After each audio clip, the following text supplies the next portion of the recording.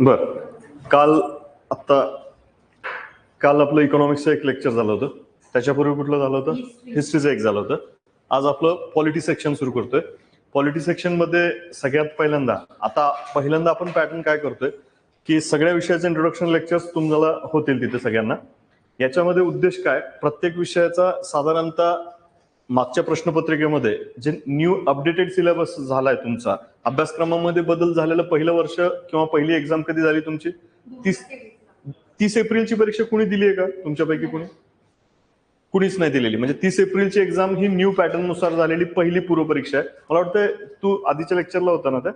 हा, तर 30 एप्रिलची ही एक्झाम जी दिली होती, ज्यांनी पहिल्यांदा दिली नाही, अजून कुणीच दिली नाही तुमच्यापैकी, 30 एप्रिल 2023 पासून अभ्यासक्रमामध्ये झालेल्या बदलाच्या अनुषंगाने आपण हा पॅटर्न बघतोय. आता रणनीती किंवा त्या ठिकाणी हा पॉलिटी सेक्शनचा नेमका भाग काय, राज्यशास्त्र हा विषय समजून कसा घ्यायचा आपल्याला, याच्या अनुषंगाने आपण 3 गोष्टी बघायच्या आहेत. एक तर साधारणतः नवीन अभ्यासक्रमामध्ये काय बदल झालाय, परीक्षा पद्धतीमध्ये प्रश्न विचारण्याच्या पद्धतीमध्ये काही बदल झालाय का त्याच्या अभ्यासक्रमामध्ये. दुसरी गोष्ट, पूर्व परीक्षा आणि मुख्य परीक्षेमध्ये कॉमन फॅक्टर आहे हा. राज्यशास्त्र हा विषय पूर्व परीक्षेला पण आहे आणि मुख्य परीक्षेला पण आहे, ज्याचा अभ्यासक्रम आयोगाने काय दिलाय आणि साधारणतः 30 एप्रिलच्या एक्झाम मध्ये प्रश्न कसे विचारलेत, कुठल्या कुठल्या घटकांवर विचारलेत, या दृष्टीनं थोडासा मुद्दा आपल्याला विचारात घ्यायचा आहे. साधारणतः या विषयाचा अभ्यास करताना काय गोष्टी आपल्याला विचारात घ्यायच्या, तर साधारणतः 29 टॉपिक मध्ये सिलेबस वर्गीकृत केलेला आहे हा. म्हणजे एकूण 29 टॉपिक्स कसे येत आहेत, या 29 मूळ अभ्यासक्रमामधले झालेल्या प्रश्नपत्रिकेचा आतापर्यंतचा जर अभ्यासक्रम बघितला, आलेल्या प्रश्नपत्रिकेमध्ये अभ्यासक्रम आणि प्रश्नपत्रिकेची सांगड जर आपण घातली, तर साधारणतः एकूण पॉलिटी हा सिलेबस 29 सबसेक्शन्स मध्ये आपण विभाजित करतोय. तुम्ही जर आयोगाच्या वेबसाईटवरनं पॉलिटी या सिलेबसचा, या सेक्शनचा सिलेबस बघितलाय का तुम्ही? काय दिलंय त्याच्यामध्ये? सिलेबस काय दिलाय त्याच्यामध्ये? तुम्ही जो सिलेबस तुमच्याकडे आहे, जो आयोगाच्या वेबसाईटवर दिलाय, तो याच्यामध्ये काय दिलंय? पूर्व परीक्षा आणि मुख्य परीक्षा या दोन्ही सेक्शनला आहे. एक गोष्ट लक्षात ठेवा, करेक्ट, म्हणजे तुम्हाला प्रिलिमला फक्त डायरेक्टली त्यांनी राज्यशास्त्र असा उल्लेख केलेला आहे आणि मुख्य परीक्षेला काय दिलेलं आहे?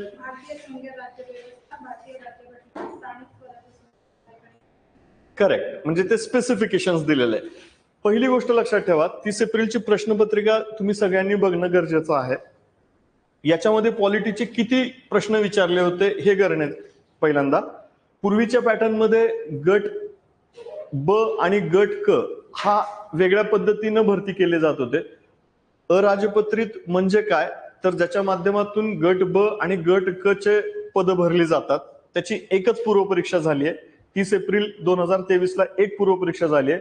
त्याची गट ब ची मुख्य परीक्षा 5 नोव्हेंबर 2023 ला झाली आहे, म्हणजेच गेल्या महिन्यामध्ये झाली आहे. आणि डिसेंबर मध्ये त्याची गट क ची मुख्य परीक्षा होणार आहे. म्हणजे राज्यशास्त्र एकूण स्पेसिफिक विषयाचा अभ्यासक्रम जर बघितला, राज्यशास्त्र किंवा पॉलिटी हा सेक्शन 30 एप्रिलच्या म्हणजे पूर्व परीक्षा तुमची एकच आहे, ज्याच्यामध्ये पण राज्यशास्त्र आहे. तुम्हाला बघितलंय का तुम्ही किती प्रश्न विचारले होते? एक साधारणतः 15 प्रश्न विचारले होते. त्याच्यामध्ये 15 प्रश्न 15 मार्कासाठी. 5 नोव्हेंबरला आता जी मुख्य परीक्षा झाली आहे, म्हणजे पूर्व परीक्षेचे एकूण प्रश्न एवढे होते. मुख्य परीक्षेमध्ये 2 मुख्य परीक्षा होणार आहेत तुमच्या.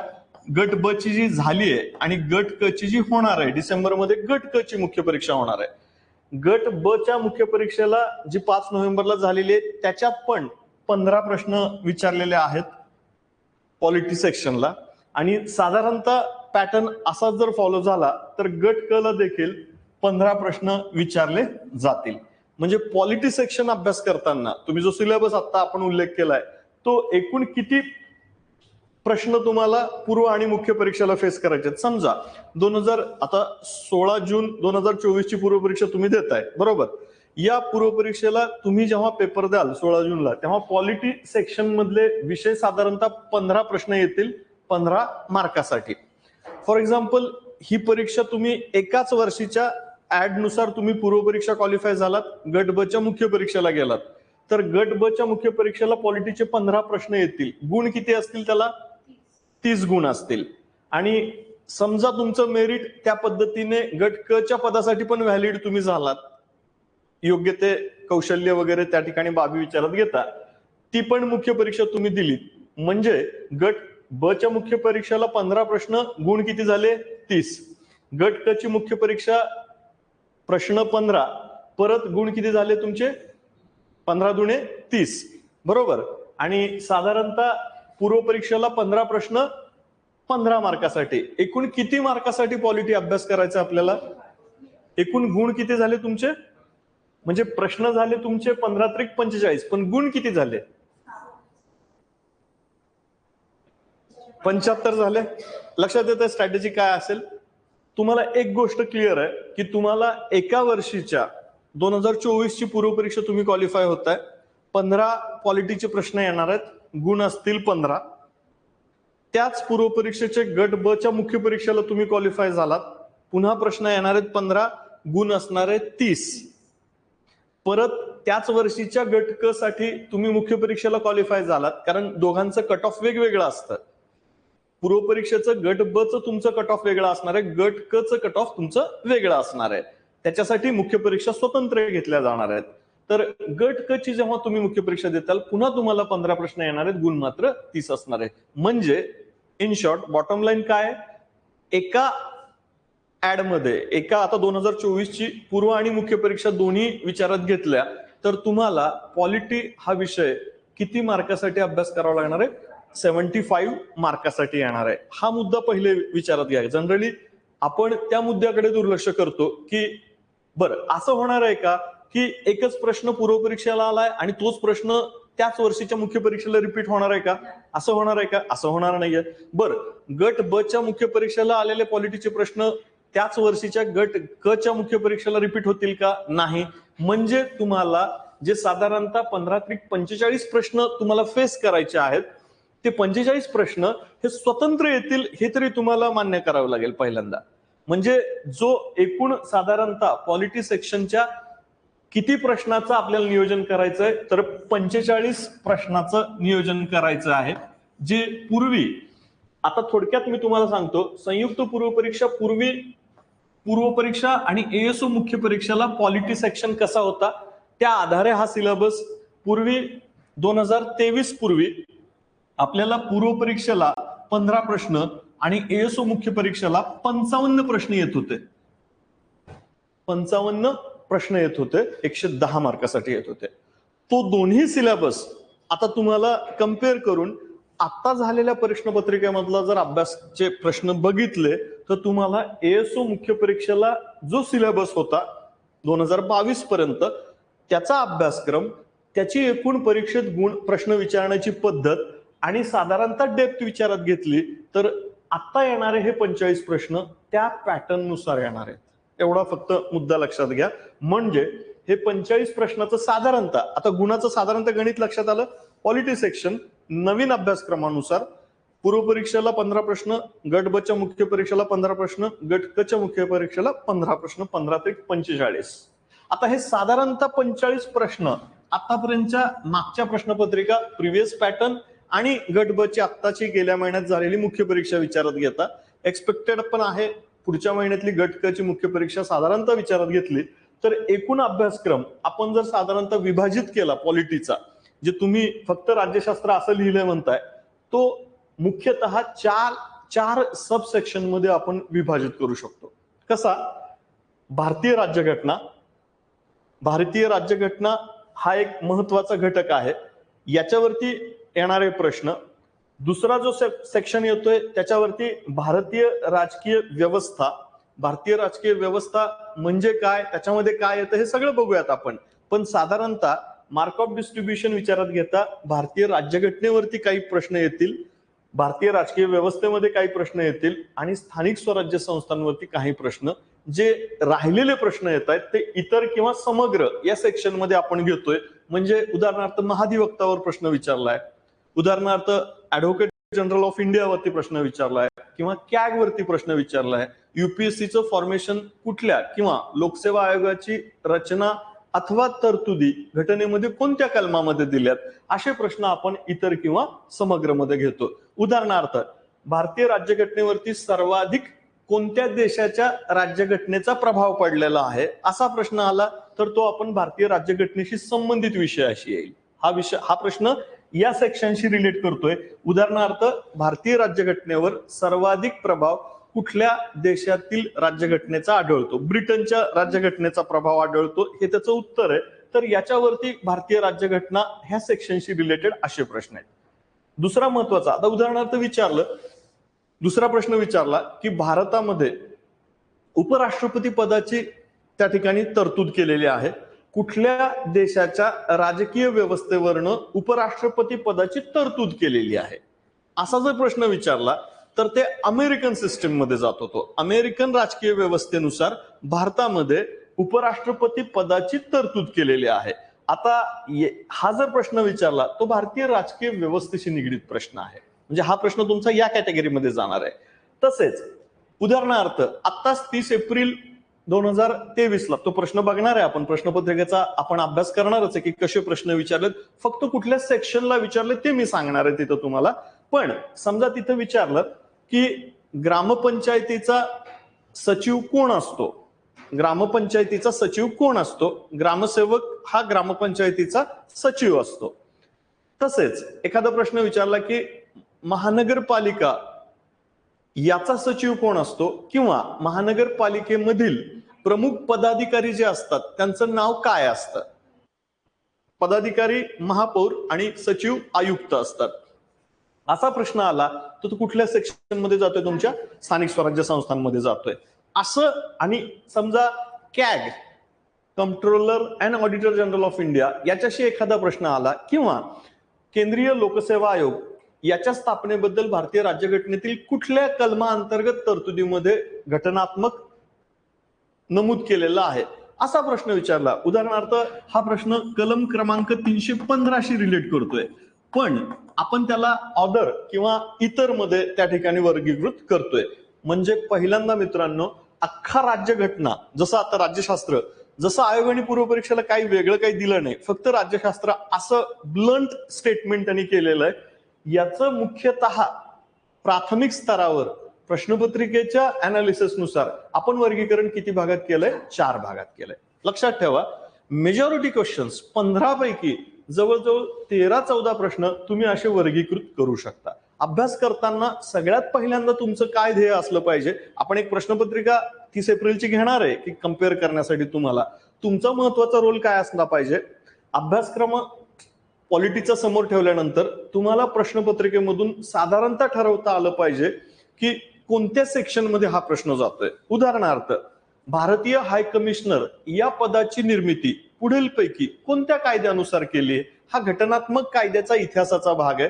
म्हणजे राज्यघटनेच्या निर्मितीपूर्वीचे कायदे हा इथं येतोय का? मग तुम्हाला हे ऍटलिस्ट आपण जसं त्या ठिकाणी वेगवेगळ्या कप्प्यांमध्ये वेगवेगळ्या गोष्टी टाकतो, त्या पद्धतीनं आपल्याला प्रश्नाला वेगवेगळ्या सेक्शन मध्ये त्या ठिकाणी डिव्हाइड करता आलं पाहिजे. हा पहिला अभ्यासाचा महत्वाचा रोल असला पाहिजे. उदाहरणार्थ, भारतीय राजकीय व्यवस्था, आत्ताच उपमुख्यमंत्री पद हे घटनात्मक पद आहे का, असा प्रश्न तुम्हाला विचारला. फॉर एक्झाम्पल, आता महाराष्ट्र मंत्रिमंडळामध्ये उपमुख्यमंत्री आहे का? सध्या आहे. तर तुम्हाला प्रश्न विचारला की उपमुख्यमंत्री पदाबद्दल योग्य विधान ओळखा. विधान अ, उपमुख्यमंत्री पद हे घटनात्मक पद आहे, आणि विधान ब, उपमुख्यमंत्री पद हे घटनात्मक पद नाही. मग आता खाली विधान अ बरोबर आहे, ब चूक आहे, पहिला पर्याय. दुसरा पर्याय, विधान ब बरोबर आहे, अ चूक आहे.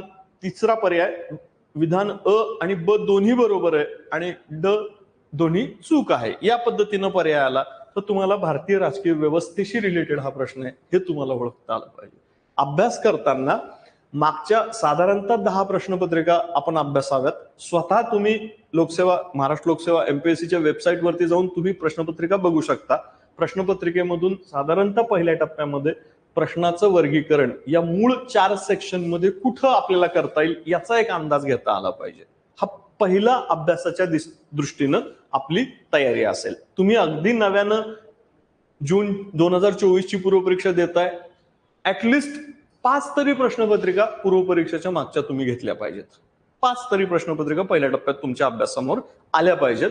याच्यानुसार तुम्ही प्रत्येक प्रश्न कुठं टाकलेला आहे, प्रश्नपत्रिकेमध्ये प्रश्न विचारताना या देखील टप्प्यांमध्ये कुठल्याही विषयाचे प्रश्न जे असतात ते स्टॅटिक प्रकारच्या एक असतो आणि एक असतो डायनॅमिक प्रकारचे. 2 प्रकारचे प्रश्न असतात. कॉम्पिटिटिव्ह एक्झामिनेशन मध्ये आणि पारंपरिक अभ्यासक्रमामध्ये एक फरक आहे. तुमच्यापैकी कोणाचं बीए झालं असेल तर तिथेही राज्यशास्त्र आहे. तुम्ही ऐकलं असेल ज्यांचं पॉलिटी राज्यशास्त्र बीए मध्ये होतं. मग बीएच्या राज्यशास्त्राचा अभ्यासक्रम आणि एमपीएससीच्या राज्यशास्त्राचा अभ्यासक्रम सेम आहे, पण प्रश्न विचारण्याच्या पद्धतीमध्ये फरक आहे. तिथेही ऑब्जेक्टिव्ह टाइप ऑफ पॅटर्न मध्ये प्रश्न विचारले जातील, पण ते प्रश्न जे येतील ते स्टॅटिक टाइप ऑफ क्वेश्चन येतात. 2 प्रकार म्हणतात. प्रश्नाचे साधारणतः वर्गीकरण जर आपण केलं तर हाच सिलेबसमध्ये स्टॅटिक आणि डायनेमिक अशी 2 भागामध्ये वर्गीकृत केलं. सिलेबसमध्ये स्टॅटिक म्हणजे काय, जे असतात ते मूळ रिजिड असतात, मूळ तरतुदीला अनुसरून असतात. घटनात्मक तरतुदी असू द्या किंवा घटनेमध्ये नमूद केल्याप्रमाणे अथवा राजकीय व्यवस्थेशी संबंधित असतात. ते साधारणतः कितीही कालावधी झाल्यानंतर बदलत नाही. उदाहरणार्थ राष्ट्रपतींचे अधिकार आणि कार्य बदलणार आहे का? नाही. हा प्रश्न बदलत नाही. अधिकार आणि कार्य तुम्हाला अगदी 1990चं पुस्तक काढलं तरी तेच अभ्यासक्रमाला येणार आहे, तेच उत्तर तुम्हाला येणार आहे. अगदी 2005चं पुस्तक घेतलं तरी राष्ट्रपतींचे अधिकार आणि कार्यात बदल होत नाही. ते स्टॅटिक टाइपचे क्वेश्चन असतात. आणि उदाहरणार्थ सध्या महाराष्ट्रामध्ये किती उपमुख्यमंत्री आहेत, हा प्रश्न काय झाला तुमचा? डायनॅमिक झाला. म्हणजे हाच प्रश्न तुम्हाला 6 महिन्यापूर्वी किंवा वर्षापूर्वी विचारला असता तर त्याचं उत्तर वेगळं आलं असतं. 2 वर्षापूर्वी विचारलं असतं तर कदाचित वेगळं विचारलं असतं, उत्तर आलं असतं. म्हणजेच डायनॅमिक टाइप ऑफ क्वेश्चन मध्ये करंटच्या रिलेव्हन्स मध्ये प्रश्नपत्रिकेतील प्रश्नाची मागणी उत्तर त्या ठिकाणी बदलत असतं. म्हणून कुठल्याही स्पर्धा परीक्षेमधील कुठलाही सेक्शन असू द्या, आपला पॉलिटी घ्या अथवा जिओग्राफी घ्या, इकॉनॉमिक्स घ्या, विज्ञान घ्या, कुठल्याही टाइपच्या क्वेश्चन त्या ठिकाणी सेक्शन मध्ये साधारणतः हे मेजर 2 भागात वर्गीकृत करता येतं. आणि मग पॉलिटीचे क्वेश्चन देखील या पद्धतीने अशा उदाहरणानुसार आपल्याला पुढे जाता येईल. हा एक जनरल स्ट्रॅटेजीचा भाग झाला. जनरली सिलेबस अशा पद्धतीने पहिल्या टप्प्यात आपल्याला वर्गीकृत करता आले पाहिजे. आता अभ्यासक्रम संयुक्त पूर्वपरीक्षा जी आहे, संयुक्त पूर्वपरीक्षा म्हणजे एमपीएससी मध्ये पर्टिक्युलरली गट आयोगाच्या वेबसाईटवर तुम्ही गेलात तर काय दिसेल तुम्हाला? महाराष्ट्र राज्य लोकसेवा आयोगाच्या अंतर्गत अराजपत्रित पदासाठी गट ब आणि गट क यासाठीच्या पूर्वपरीक्षा आणि मुख्य परीक्षा असा उल्लेख आहे. त्याला गॅझेटेड एक्झामिनेशन अथवा ती जी आहे एमपीएससी डिस्क्रिप्टिव्ह फॉर्मॅटमध्ये 2025 पासून होणार आहे ती राजपत्रित आहे. तर यालाच आपण साध्या भाषेमध्ये अराजपत्रित म्हणजेच non gazetted type of examination असं त्याला म्हणतो.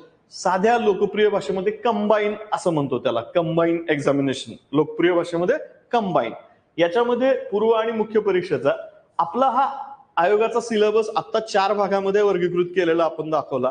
साधारणतः डिटेलमध्ये प्रश्नपत्रिकेच्या आधारे आपण वर्गीकृत कसं करायचं ते बघूयातच, पण तूर्त एवढंच लक्षात ठेवा, साधारणतः या 45 प्रश्नाचा आता पर्टिक्युलरली आपण पॉलिटी पॉइंट ऑफ व्ह्यू मध्ये बोलतोय. टोटल आपल्याला फेस करायचे 45 प्रश्न पॉलिटीचे. पूर्व परीक्षेला 15, गट ब च्या मुख्य परीक्षेला 15 प्रश्न, गट क च्या मुख्य परीक्षेला 15 प्रश्न. एकूणच अभ्यास करत असताना काय महत्वाचं आहे? आयोग कधीही सांगतं का हे पुस्तक वाचा, ते पुस्तक वाचा, या पुस्तकातून अभ्यास करा, त्या पुस्तकातून अभ्यास करा? आपण 1ली ते 10वी पर्यंत अथवा 11वी 12वीला सुद्धा महाराष्ट्र राज्य पाठ्यपुस्तक निर्मिती मंडळ अथवा एनसीईआरटीचे बुक्स असतात, रेफर करायला देतात. ते सांगतात की दिस इज अ स्टँडर्ड सिलेबस, तुम्ही हे फॉलो करा. या अभ्यासक्रमाच्या बाहेर कधीही विचारलं जातं का? नाही. साधारणतः अगदी तुम्ही नीटची एक्झामिनेशन घ्या, अगदी जीआरई टोफेल मध्ये पण बघा, त्या एक्झाम मध्ये देखील सिलेबस साधारणतः सारखाच असतो, त्याच्यामध्ये मेजर काही बदल होत नसतो, सेम. पण इथं मात्र तुम्हाला हा बदल दिसेल. आयोग कधीही तुम्हाला स्टँडर्ड रेफरन्स बुक सांगत नाही. मग ज्या आयोगाच्या प्रश्नपत्रिकेच्या माध्यमातून आपल्याला अधिकारी आपण त्या ठिकाणी होऊ इच्छितो, त्या प्रवेश प्रक्रियेचा भाग होऊ इच्छितो, आपल्याला आयोग तुमच्याशी दोन माध्यमातून बोलतो. एक आहे आयोगाने दिलेला अभ्यासक्रम. अभ्यासक्रम तर आत्ताच तुम्हाला सांगितलं, तुम्हीच सांगितलं की पूर्व परीक्षेला सांगितलं की राज्यशास्त्र. आता राज्यशास्त्र एका शब्दावरून आपण काय अंदाज काढायचा, त्यासाठी आपण मुख्य परीक्षेचे काही घटक अभ्यास केले. त्याच्या आधारे पण सांगितलं की ते किती भागामध्ये वर्गीकृत केलंय. मेन 4 पिलर्स आपण त्याला सांगितले. सब डिवाइड आपण अनेक घटकांमध्ये करूयात त्याला. पण चॅप्टर्स करताना आपण 28 चॅप्टर 29 चॅप्टर्स मध्ये ते विभाजित देखील करून सांगितले. ते बघूयात आपण की कसं कसं करता येईल.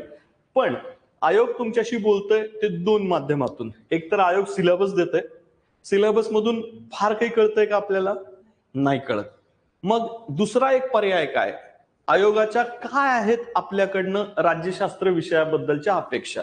आपण राज्यशास्त्राबद्दल पर्टिक्युलरली जर बोललो, राज्यशास्त्र जर आयोगाने पूर्व परीक्षेला फक्त एवढाच एक शब्द उल्लेख केला असेल तर अभ्यासक्रम फक्त राज्यशास्त्र एवढाच झाला.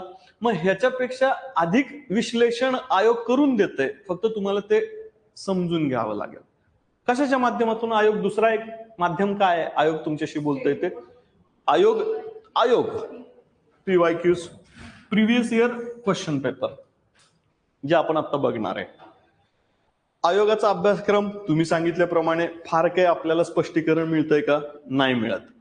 मग आपणच प्रयत्न करूयात आयोगाला नेमकं काय अपेक्षा आहे राज्यशास्त्रामध्ये, काय बघायचंय. म्हणून आपण प्रिव्हियस इयर क्वेश्चन पेपरचा अभ्यास केला पाहिजे. मी आत्ताच तुम्हाला सांगितलं, ऍटलिस्ट मागच्या 5 वर्षाच्या पूर्व परीक्षेचा तुम्ही काय करावा, एकदा पूर्व परीक्षेची प्रश्नपत्रिका बघून घेणं गरजेचं आहे. पहिला टप्पा, अगदी प्राथमिक टप्पा. या माध्यमातून तुम्हाला साधारणतः 15 प्रश्न कोणकोणत्या भागांमध्ये राज्यशास्त्रातील कोणकोणत्या घटकांवर आयोगाने विचारलंय याचा एक अंदाज. म्हणजे आयोगाच्या तुमच्याकडनं राज्यशास्त्र या विषयाच्या अपेक्षा आपल्याला दोन माध्यमातून कळतील, आयोगाचा अभ्यासक्रम आणि PYQs. क्लिअर होतोय मुद्दा? तो कसा? तो एक PYQचं 30 एप्रिलची प्रश्नपत्रिका आपण घेणारच आहे फॉर एक्झाम्पल म्हणून कम्पेअर करण्यासाठी. दुसरं, आता ह्या दोन गोष्टी तुम्ही नक्की केल्या, तुमचा रोल काय असेल? अभ्यासक्रम आणि त्या आधारे PYQच्या आधारे घटक लिहून घ्यायचे की बाबा कुठल्या 15 प्रश्न विचारलेत, ऑब्व्हियसली 15 सेक्शन वरती ते आले असतील, तर ते ऍटलिस्ट 15 सेक्शन कुठले आहेत ते आपण बघूयात. आता मी तुम्हाला सांगेलच की कुठल्या सेक्शनवर विचारले. जरुरी नाही की एकाच प्रश्नपत्रिकेमध्ये सगळेचे सगळे उपघटक देखील कव्हर होतील. काही प्रश्नपत्रिकेमध्ये एकाच घटकावर 2 देखील प्रश्न आलेले दिसतील. तर काही प्रश्नपत्रिकेमध्ये एखाद्या महत्वाच्या 2-3 सेक्शनवर प्रश्न न विचारता दुसऱ्या एखाद्या महत्वाच्या घटकांवर देखील प्रश्न विचारला असेल. मग ते हे घटक कसे निवडायचे ते आपण एक एक्झाम्पल बघूयात. 30 एप्रिलची 2023ची पूर्व परीक्षेची प्रश्नपत्रिका, 15 राज्यशास्त्राचे प्रश्न बघूयात. आता नंतर बघू.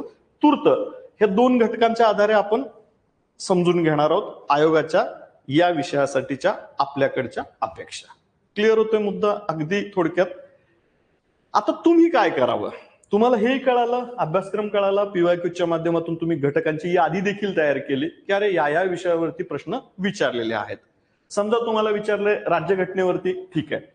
मार्गदर्शक तत्व 1 प्रश्न, मूलभूत अधिकार 2 प्रश्न, पंतप्रधान 1 प्रश्न, राष्ट्रपती 1 प्रश्न, सर्वोच्च न्यायालय 1 प्रश्न, उच्च न्यायालय 1 प्रश्न, ग्रामपंचायत 1 प्रश्न, नगर परिषद 1 प्रश्न, इथे राज्यघटना पूर्व कायदे 1 प्रश्न. या पद्धतीनं तुम्हाला 15 प्रश्न विचारलेत फॉर एक्झाम्पल. तुम्ही काय करताल? इथं टायटल लिहून घेताल. इथं आला मुद्दा लक्षात? टायटल आपण लिहून घेऊ म्हणजे आपल्याला आपण म्हणतो बघा मराठीमध्ये शीतावरनं भाताची परीक्षा. एक प्रश्नपत्रिकेचं अनालिसिस करून तुम्ही अख्ख्या व्यवस्थेचं, आपण म्हणतो बघा अगदी घरी आई वगैरे तुम्हाला म्हणत असेल अरे भात शिजलाय का बघ, भात शिजलाय का बघ, हे बघण्यासाठी अख्खा भात खाण्याची आवश्यकता आहे का? नाही. एक शीत जरी बघितला, तो शिजलाय की नाही बघितला, तर अख्ख्या भाताबद्दलचं आपल्याला एक सरळ स्टेटमेंट देता येतं. ज्या अर्थी एक भाताचा हातात घेतलेला दाणा जर शिजला असेल त्यावरनं क्लिअर कट स्टेटमेंट, अख्खा भात शिजला आहे. सर्वसाधारण स्टेटमेंट करता येईल की आपल्याला. एक प्रश्नपत्रिका अभ्यासा, अख्ख्या सिलेबसचा अभ्यासक्रमाबद्दल तुम्हाला स्टेटमेंट देता येईल की साधारणतः अशा पद्धतीने प्रश्न विचारले जातात. तसंच आपण शीतावरण भाताची परीक्षा बघूयात काय आहे ते. संदर्भ साहित्य का महत्वाचं आहे? याचं कारण आयोग कधीही तुम्हाला याबद्दलचं संदर्भ साहित्य कोणतं वापरा याबद्दल कधीच सांगत नाही. 1ली ते 10वी, 11वी 12वी, NCERT exam, CBSE pattern, state board वगैरे हे सगळ्यांमध्ये तुम्हाला प्रश्नपत्रिका अगदी तुम्हाला पॅटर्न नुसार दिसतील, अभ्यासक्रम दिसेल, अगदी त्या ठिकाणच्या तिथल्या संदर्भ साहित्य, अगदी पाठ्यपुस्तकं तुम्हाला मिळतात. पण इथं मात्र आयोग पाठ्यपुस्तकं देतंय का कुठलं तुम्हाला? हेच एक पुस्तक वापरा, हे 2 पुस्तक वापरा, देतंय का? नाही देत. मग कशी निवडावे संदर्भ साहित्य? कसं निवडावं आपण संदर्भ साहित्य? एक, असं संदर्भ साहित्य निवडा ज्याच्यामध्ये जास्तीत जास्त PYQs आलेले कव्हर होतात. पहिला क्रायटेरिया काय लावावा आपण, की जास्तीत जास्त आलेल्या प्रश्नपत्रिकेमधल्या प्रश्न, झालेल्या ज्या प्रश्नपत्रिका झालेल्या प्रश्नपत्रिकेतील आलेल्या प्रश्नावरती जास्तीत जास्त कव्हर करणारं ते पुस्तक असावं. हा पहिला क्रायटेरिया तुमचा असला पाहिजे. दुसरा क्रायटेरिया, ज्या घटकांवरती प्रश्न आलेत त्या घटकांमधील जास्तीत जास्त संकल्पना समजून देण्याचा त्यांचा कल असला पाहिजे. जास्तीत जास्त संकल्पना तुमच्यापर्यंत सोप्या भाषेत अगदी पोहोचल्या पाहिजेत, हे त्या ठिकाणी दुसरा क्रायटेरिया तुम्ही लक्षात घेतला पाहिजे. तिसरा क्रायटेरिया असावा, त्याची भाषा सुबोध असावी, म्हणजे वाचायला सहज सोपी असावी, जड भाषा असू नये, समजायला अवघड असू नये, सोप्या भाषेमध्ये एक्सप्लेन केलेला असावं, जेणेकरून विषय समजून घ्यायचा आपल्याला, विषय अधिक अवघड नाही करायचा. एखादी गोष्ट सोपी करून सांगणे हे फार अवघड असतं, अवघड करणं फार सोपं असतं. एखादी गोष्ट सोपी करून सांगणे हे कौशल्याचा भाग असतो. संदर्भ साहित्य निवडताना ते बघावं. चौथी गोष्ट, तुम्ही संदर्भ साहित्य निवडताना बघावं की सर्व सेक्शन कव्हर होतात का, जवळजवळ सर्व सेक्शन कव्हर होतात का, या आधारे संदर्भ साहित्याची निवड करावी. उदाहरणार्थ, या ठिकाणी अगदी गाईड वजा भारतीय राज्यघटना आणि राजकीय व्यवस्था, द युनिक अकॅडमी पब्लिकेशनचं एक पुस्तक आहे, जे राज्यशास्त्राबद्दल तुम्हाला काय करतंय, संपूर्ण माहिती देतंय. PYQ सह तुम्हाला साधारणतः या संकल्पना विशदीकरण सोप्या भाषेत करण्याचा प्रयत्न केलेला आहे. हा एक पुस्तक असेल. त्यानंतर अगदी राज्यशास्त्राचं बेसिक, बायबल ऑफ राज्यशास्त्र म्हणतो, M लक्ष्मीकांतचं पुस्तक आहे. ते पुस्तक तुम्हाला राज्यघटना आणि राजकीय व्यवस्थेला वापरता येईल. त्यानंतर तिसरं पुस्तक आहे भारतीय राज्यघटना आणि राजकीय व्यवस्थेशी निगडीत खंड 1, तुकाराम जाधव सरांचं एक पुस्तक आहे युनिक अकॅडमीचं, ते एक पुस्तक आहे. ते पैकी कुठलंही एक पुस्तक तुम्ही वापरू शकता. आणि तिसरं, स्थानिक स्वराज्य संस्था याशी निगडीत असणारे कुठलेही, अगदी त्याचे बाजारामध्ये VB पाटील केसागर प्रकाशनचं एक पुस्तक आहे, भारतातील पर्टिक्युलरली महाराष्ट्रातील स्थानिक स्वराज्य संस्था, तसेच युनिक अकॅडमीचं त्या ठिकाणी स्थानिक स्वराज्य संस्था आणि पंचायत राज नावाचं एक पुस्तक आहे. पैकी कुठलंही एक संदर्भ साहित्य तुम्ही निवडा. या पद्धतीने याचा तुम्हाला फायदा जास्तीत जास्त होईल. चौथा महत्वाचा घटक आहे, आता येणाऱ्या आगामी पूर्व परीक्षेसाठी काय करावं लागेल, सराव चाचण्या. सराव चाचण्या का महत्वाच्या आहेत? का महत्वाच्या आहेत? सराव चाचण्यातलेच प्रश्न रिपीट होतील याची गॅरंटी कोणी देतंय का? नाही. मग सराव चाचण्या का गरजेच्या आहेत? इलिजिबिलिटी बघायची, तुमची पात्रतेचे निकष बघायचे, फिटनेस. त्या ठिकाणी इलिजिबिलिटी क्रायटेरिया आपण जो घेतोय तो कशाच्या आधारे घेतोय? आपण ही परीक्षा देत असताना केवळ आपल्या बुद्धिमत्तेची चाचणी आहे का इथे? तुमच्या केवळ एका बुद्धिमत्तेची चाचणी नाहीये, तुम्ही फिट आहात का? मेंटल फिटनेस हा एक मुद्दा आहे, फिजिकल फिटनेस हा दुसरा मुद्दा आहे, आणि तिसरा इमोशनली फिट आहात का तुम्ही? सराव चाचण्या तुमच्या physical fitness plus mental fitness plus तुमचा इमोशनल फिटनेस चेक करतं. म्हणजे काय होतं नेमकं? सराव चाचण्यामधून एवढं सगळं फिटनेस कसं काय चेक केलं जातं तुमचा? कशा पद्धतीनं होतंय? पहिली गोष्ट, जर तुम्हाला चांगल्या पद्धतीनं वर्षभर सातत्यानं तुम्ही रात्रंदिवस करताय, इंजिनिअरिंगचे विद्यार्थी खास करून शेवटच्या 21 दिवसामध्ये PL मध्ये रात्रंदिवस सेट करून करतात, त्या पद्धतीनं अभ्यास करता येणार नाही तुम्हाला. सातत्यानं तुम्हाला रोज 7-8 तासाचा साधारणतः अभ्यासक्रम आणि प्लस तुमचा क्लास प्लस तुमच्या सराव चाचण्याचा वेगळा वेळ, फिजिकली फिट तुम्ही पाहिजे. तुमचा रोजचा अभ्यासक्रम व्यवस्थितपणे पुढे जाण्यासाठी सातत्यपूर्ण अभ्यासाची गरज आहे. समजा तुम्ही 3-4 दिवस खूप चांगला अभ्यास केलाय, 10 तास 11-12 तास अभ्यास करताय, पण परत आजारी पडलात, 3-4 दिवस तुम्ही आजारी पडलात, 3-4 दिवस आजारी पडलात, 40 ते 50 तासाचं नुकसान आहे. परीक्षेच्या पुढे पुढे 40-50 तासाचं नुकसान आपल्याला परवडणार आहे का त्यावेळेस? नाही. फिजिकली फिट असणं फार गरजेचं आहे. तुमचा आहार चांगला असावा. चांगला इन द सेन्स बाहेरचं, आता तुम्ही जरी परगावावरून इथे येताय वगैरे, पण तरी सुद्धा आहार घेताना काळजी घेतली पाहिजे. स्वतः आजारी न पडू देणं ही आपलीच जबाबदारी आहे. फिजिकली फिट असणं गरजेचं आहे. सातत्यपूर्ण अभ्यासामध्ये ठेवण्यासाठी फिजिकली फिट. मेंटली फिटनेस तुमचा गरजेचा आहे. मेंटली फिट असणं म्हणजे काय नेमकं? तर सराव चाचण्या करताना ऍक्च्युअली तुम्ही कशाची एक्सरसाइज करताय? आपण वाचन करताना, आपण चिंतन करताना, आपण मनन करताना स्वतःच्या बुद्धीला जे फिडिंग केलेलं असतं त्याची परत मागणी करत असतो. उदाहरणार्थ पुस्तकात तुम्ही वाचताय की भारत कधी स्वतंत्र झाला. 15 ऑगस्ट 1947 ला स्वतंत्र झाला. प्रजासत्ताक कधी झाला? 26 जानेवारी 1950 ला प्रजासत्ताक झाला. तुम्ही कधीच वाचलं नाही, पहिल्यांदा वाचलंय, बुद्धीपर्यंत ही गोष्ट पाठवली आहे. जेव्हा सराव चाचण्या सोडवतो ना, तेव्हा तुम्हाला पुन्हा त्या कप्प्यात ठेवलेला प्रश्न आपण बुद्धीला विचारतो की बाबा भारत कधी गणराज्य झालाय, प्रजासत्ताक झालाय. म्हणजे बुद्धीला जे दिलंय ते रिकॉल होतंय का, याच्यासाठी सराव चाचण्या फार गरजेच्या आहेत. मेंटल ॲबिलिटी त्या माध्यमातून तुमची चेक होणार आहे. आणि इमोशनल फिट असणं का गरजेचं आहे? उदाहरणार्थ इमोशनली फिट असणं गरजेचं यासाठी आहे, सलग 3-4 प्रश्न जर चुकले तर प्रेशर यायला लागतं. हे प्रेशर काय असतं हे तुम्हाला आत्ता नाही कळणार, पण समजा आता भारत आणि हार्टबीट कसे वाढत होते हळूहळू हळूहळू. म्हणजे सलग 2-3 विकेट पडल्यानंतर आपण अगदी खुर्चीला पक्क असं घट्ट धरून बसलो होतो की आता पुढे काय होईल. बॅट्समन, तुम्हाला एवढं टेन्शन येतंय तर क्रीजवर बॅटिंग करणाऱ्या बॅट्समनला येणार नाही, एवढं टेन्शन येणार नाही. तो अगदी आनंदात असणार आहे का? नाही. ते प्रेशर हँडल करता आलं पाहिजे. 6 बॉलपैकी सलग 3 ते 4 डॉट बॉल गेल्यानंतर 5व्या बॉलला किती टेन्शन येतं हे विराट कोहलीकडे बघितल्यावर लक्षात येतं. सेल्फ आउट कसा झाला? त्या पद्धतीनं तुमचे प्रश्नपत्रिकेत सोडवताना सलग 3-4 प्रश्न जर चुकले तर तुमच्यावर प्रेशर यायला लागतं की अरे या प्रश्न अटेम्प्ट केला पाहिजे, आणि अटेम्प्टच नाही तर बरोबर अटेम्प्ट केला पाहिजे. हे प्रेशर हँडल करण्यासाठी तुम्हाला कशाचा सराव चाचण्यांचा आधार घेणं गरजेचं आहे. म्हणजे ही गोष्ट आत्ता तुम्हाला एवढी, आपण काय करतोय क्लासच्या माध्यमातून प्रत्येक चॅप्टर नंतर साधारणतः आपण सेक्शन्स केलेले आहेत. तिथे क्लासरूम सेशन्स घेतो. उदाहरणार्थ राज्यघटना पूर्वीचे कायदे आणि भारतीय राज्यघटना, तुमची 50 मार्काची एक टेस्ट होईल.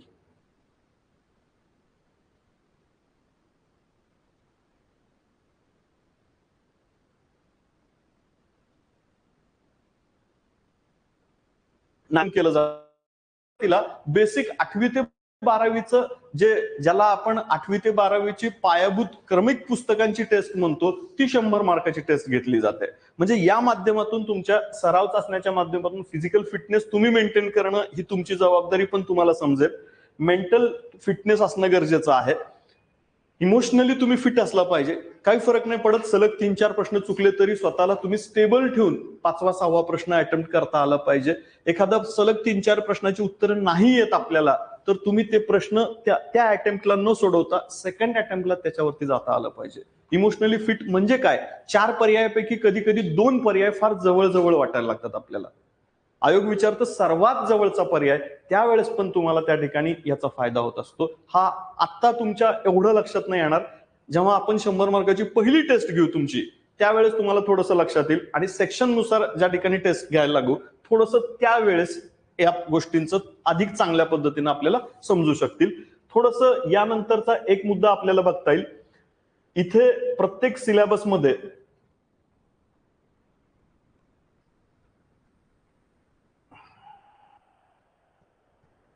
आता जो प्रश्नपत्रिकेचा मुद्दा म्हटलं मी तुम्हाला, आपल्याला प्रश्नपत्रिका बघायच्या आहेत. 30 एप्रिल 2023 ची ही तुमची प्रश्नपत्रिका आहे. एक एक्झाम्पल तुमच्या समोर, आपण जे पीवायक्यूज बोललो, पीवायक्यूज पैकी आज एक एक्झाम्पल घेऊयात. 30 एप्रिल ची ही प्रश्नपत्रिका आहे. 30 एप्रिल मध्ये आलेली जी प्रश्नपत्रिका होती, 30 एप्रिल 2023 ची ही प्रश्नपत्रिका, पर्टिक्युलरली पॉलिटी सेक्शनचे 15 प्रश्न आपण इथं बघतोय.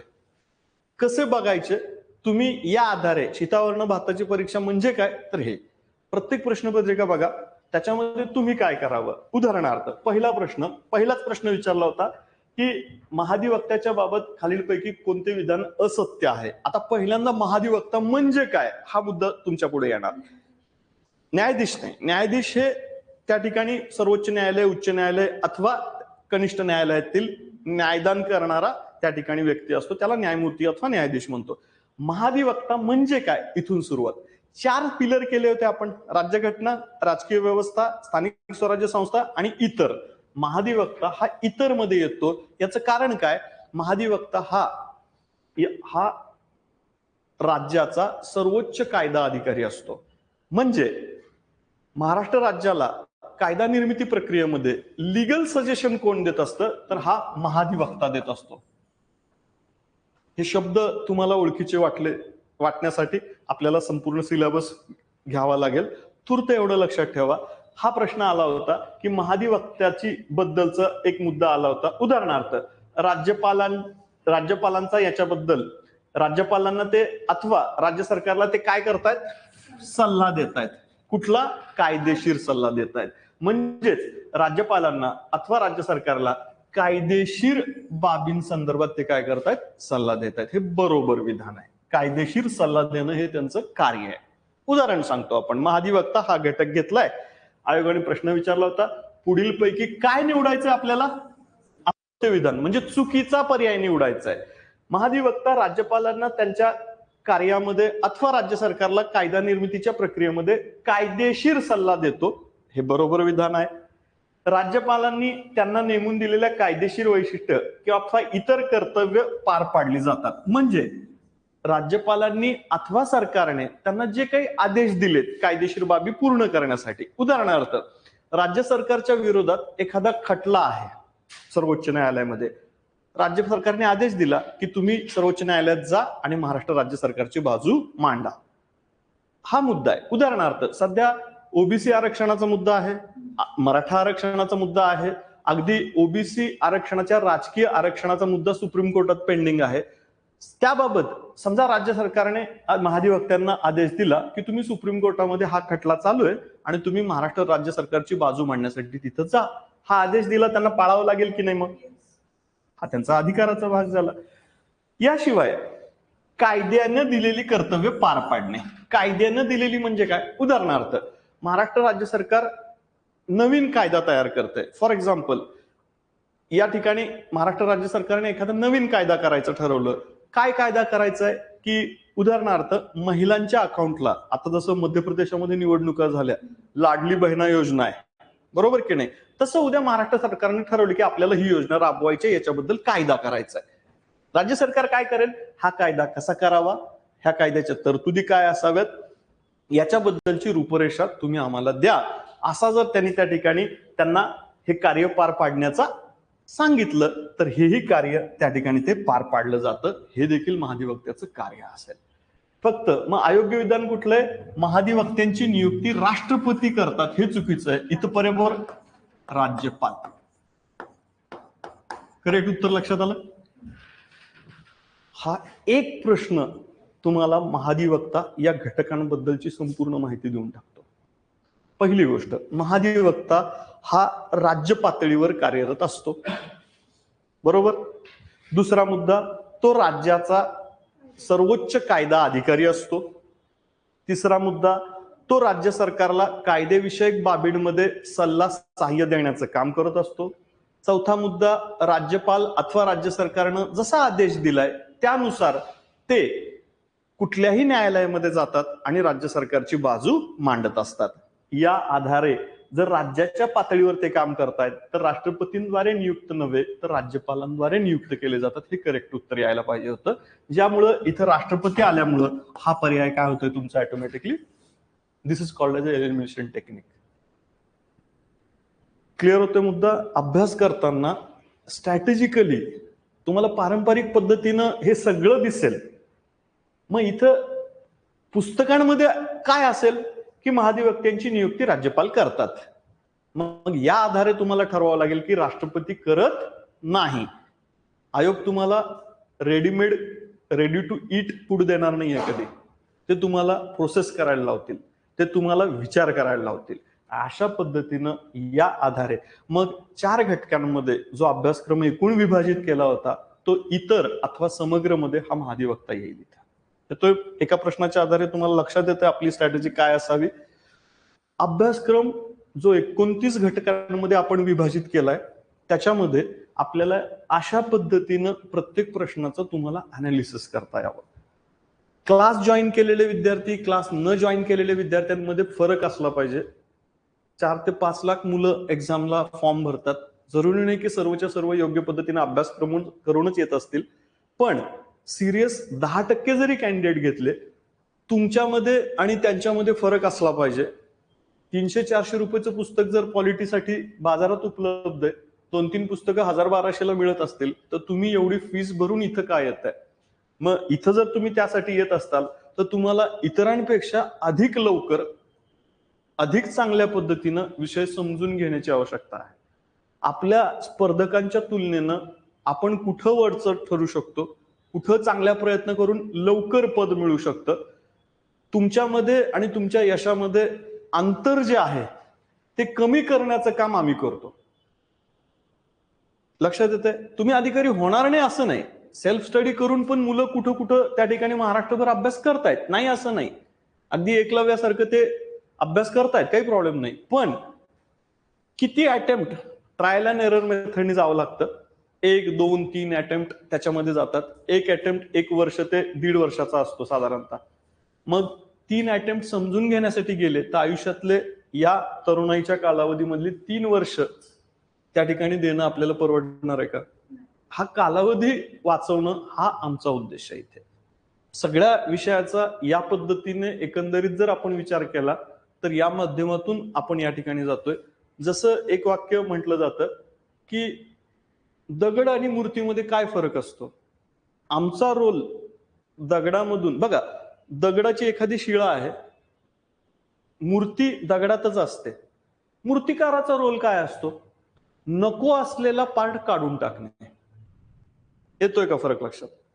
मूर्ती जी असते ती दगडातच असते, मूर्तिकार नको असलेला भाग काढून टाकतो आणि ती मूर्ती आपल्या समोर दिसते. आपल्याला वाटतं की मूर्तिकाराने मूर्ती घडवलीये.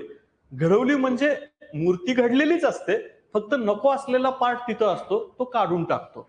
तुमच्यामध्येच यशस्वी विद्यार्थी तुम्हीच असतात. आमचा रोल काय? फक्त बाबा तुमचं वेळ, तुमचा स्पीड चांगली आहे पण त्या ठिकाणी तुमचा सराव कमी आहे. आम्ही तुम्हाला काय करणार? जास्तीत जास्त सरावासाठी उद्युक्त करणार, जास्तीत जास्त सराव चाचण्या करणार. तुमचं कदाचित विज्ञान चांगलं आहे पण अर्थशास्त्र थोडंसं वीक आहे, मग आम्ही तुम्हाला अर्थशास्त्राबद्दल अधिक चांगल्या पद्धतीनं अभ्यास करण्यासाठी मार्गदर्शन करणार. आमची भूमिका मूर्तिकारासाठी असते. त्याच पद्धतीनं आमचा रोल असतो. म्हणून त्या ठिकाणी या माध्यमातून इथं आपण प्रयत्न करणार आहोत. तुमच्या यश मिळवण्याच्या प्रक्रियेमधला कालावधी कमी करणं हा आमचा मुख्य उद्देश आहे. आणि तुमच्यामध्ये ज्या बाबी अनवॉन्टेड, अननेसेसरी ज्या आहेत, यश मिळवण्यासाठी अडथळे ठरू शकतील, अशा बाबी कमी करणे, काढून टाकणे ही आमची महत्वाची भूमिका असणार आहे. हा प्रश्न तुम्हाला एक्झाम्पल त्या ठिकाणी घेतलं. आता पुन्हा भारतातील उच्च न्यायालयाबाबत खालीलपैकी कोणते विधान बरोबर नाही? आपण ठरवल्याप्रमाणे हा सेक्शन कुठं आलाय? आता उच्च न्यायालयाशी निगडीत आहे.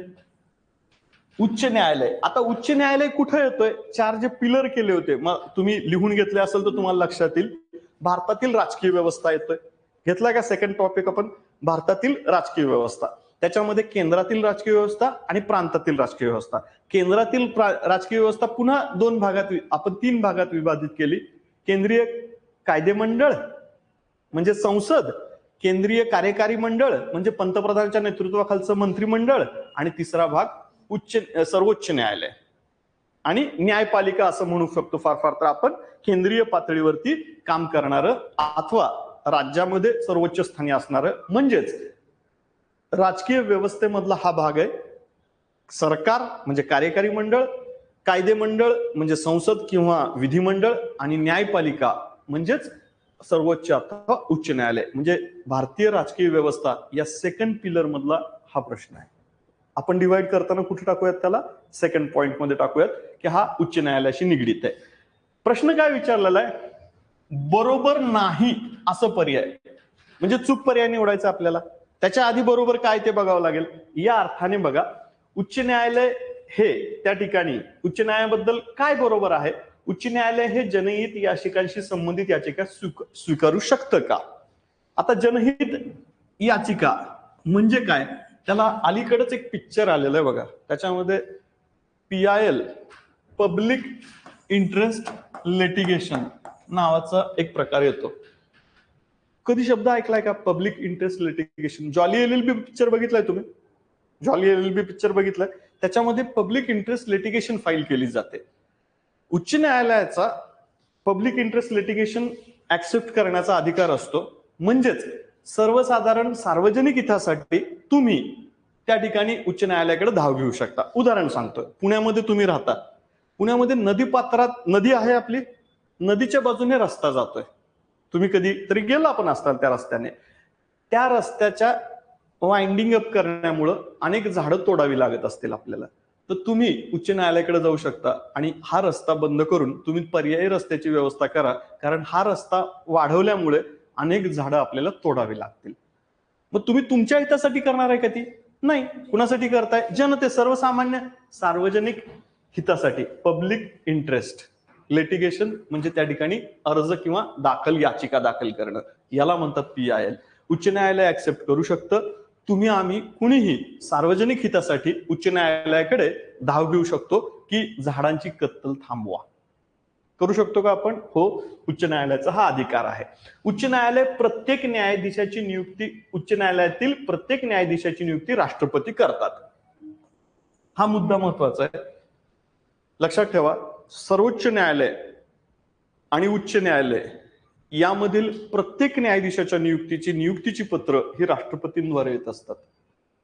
म्हणून उच्च न्यायालयातील न्यायमूर्ती, मुख्य न्यायमूर्ती असू द्या अथवा इतर न्यायमूर्ती असू द्या, यांची नियुक्तीची पत्र हे राष्ट्रपतींद्वारे स्वाक्षांकित केली जातात अथवा राष्ट्रपतींद्वारे पाठवली जातात. म्हणून उच्च न्यायालयातील न्यायमूर्तींची नियुक्ती राष्ट्रपतींद्वारे केली जाते. हे बरोबर विधान आहे. त्या अर्थाने उच्च न्यायालयाच्या न्यायाधीशाच्या निवृत्तीचे वय 62 आहे. सर्वोच्च न्यायालयातील न्यायमूर्तीचं निवृत्तीचं वय किती आहे? 65 आहे. तर उच्च न्यायालयातील न्यायमूर्तींचं निवृत्तीचं वय किती आहे? 62 आहे. या अर्थाने हे पण विधान बरोबर आहे. आणि मग राज्याचे राज्यपाल उच्च न्यायालयाच्या न्यायाधीशाची नियुक्ती करतात. तर वरतीच जर राष्ट्रपती लिहिलं असेल तर राज्यपाल येईल का बरोबर इथं? येतोय का मुद्दा लक्षात? म्हणजे हा विषय समजून घेताना आता आपण पहिली गोष्ट, उच्च न्यायालय म्हणजे काय, उच्च न्यायालय कसं काम करतंय, उच्च न्यायालयातील नियुक्त्या कोण करतंय, उच्च न्यायालयाचं साधारणतः न्यायमूर्तींच्या पात्रता काय असतात आणि त्यांचं निवृत्तीचं वय काय असतात, हे सगळे मुद्दे एका प्रश्नातून तुम्ही क्लिअर करताय. असं तुम्ही जेव्हा उच्च न्यायालयाचा अभ्यास करताल मग कसं करावं तुम्ही? पहिली गोष्ट, घटनेमध्ये उच्च न्यायालयासाठी घटनात्मक तरतूद कुठं दिली आहे, पहिला मुद्दा लक्षात घ्यावा. दुसरा मुद्दा, न्यायमूर्तींच्या किती उच्च न्यायालय आहेत भारतामध्ये? आता समजा तुम्हाला प्रश्न विचारला की भारतात सध्या किती उच्च न्यायालय, किंवा सगळ्यात अलीकडे नवीन स्थापन झालेलं उच्च न्यायालय कुठलं आहे? अगदी अलीकडे स्थापन झाले ते. बरं, सगळ्यात अलीकडे कुठल्या पूर्ण राज्याची निर्मिती झाली आहे? 2014ला तेलंगणा राज्याची निर्मिती झाली आहे. तेलंगणा या राज्यासाठी त्या ठिकाणी हैदराबाद येथे आंध्र आणि तेलंगणा उच्च न्यायालय त्या ठिकाणी आहे. म्हणजे पूर्ण राज्य असणाऱ्या तेलंगणासाठी नवीन उच्च न्यायालय त्या ठिकाणी अस्तित्वात आलंय. अथवा अगदी अलीकडे पूर्ण राज्य असणाऱ्या जम्मू काश्मीरचा आपण 2 केंद्रशासित प्रदेशात विभागणी केली आहे, मग त्यांचं पण उच्च न्यायालय जम्मू अँड काश्मीर उच्च न्यायालय. मग आपल्याला उच्च न्यायालयाची यादी माहिती पाहिजे, म्हणजे किती उच्च न्यायालय आहेत. नंतर उच्च न्यायालयाच्या न्यायमूर्तींच्या नियुक्त्या कशा होतात? राष्ट्रपतींद्वारे नियुक्त्या होतात. कुठं काम करतात ते? संबंधित उच्च न्यायालयामध्ये कार्यरत असतात. मग त्यांचे अधिकार काय असावेत, कर्तव्य काय असावेत, त्यांचे हक्क काय असतात, वेतन भत्ते कोण देतं, तसेच ते वयाच्या कोणत्या वर्षी निवृत्त होतात. निवृत्ती वय, संपला विषय. उच्च न्यायालयाच्या प्रारंभिक तरतुदींसह अधिकारापर्यंत अगदी PIL फाईल करता येते का? हो. म्हणजे अधिकाराचा मुद्दा आला तुमचा इथं तुमचा आला नियुक्ती कुणाद्वारे होते, याद्वारे आलं तुमचं निवृत्तीचं वय आलं, म्हणजे पात्रतेचे निकष पूर्ण केले त्याने.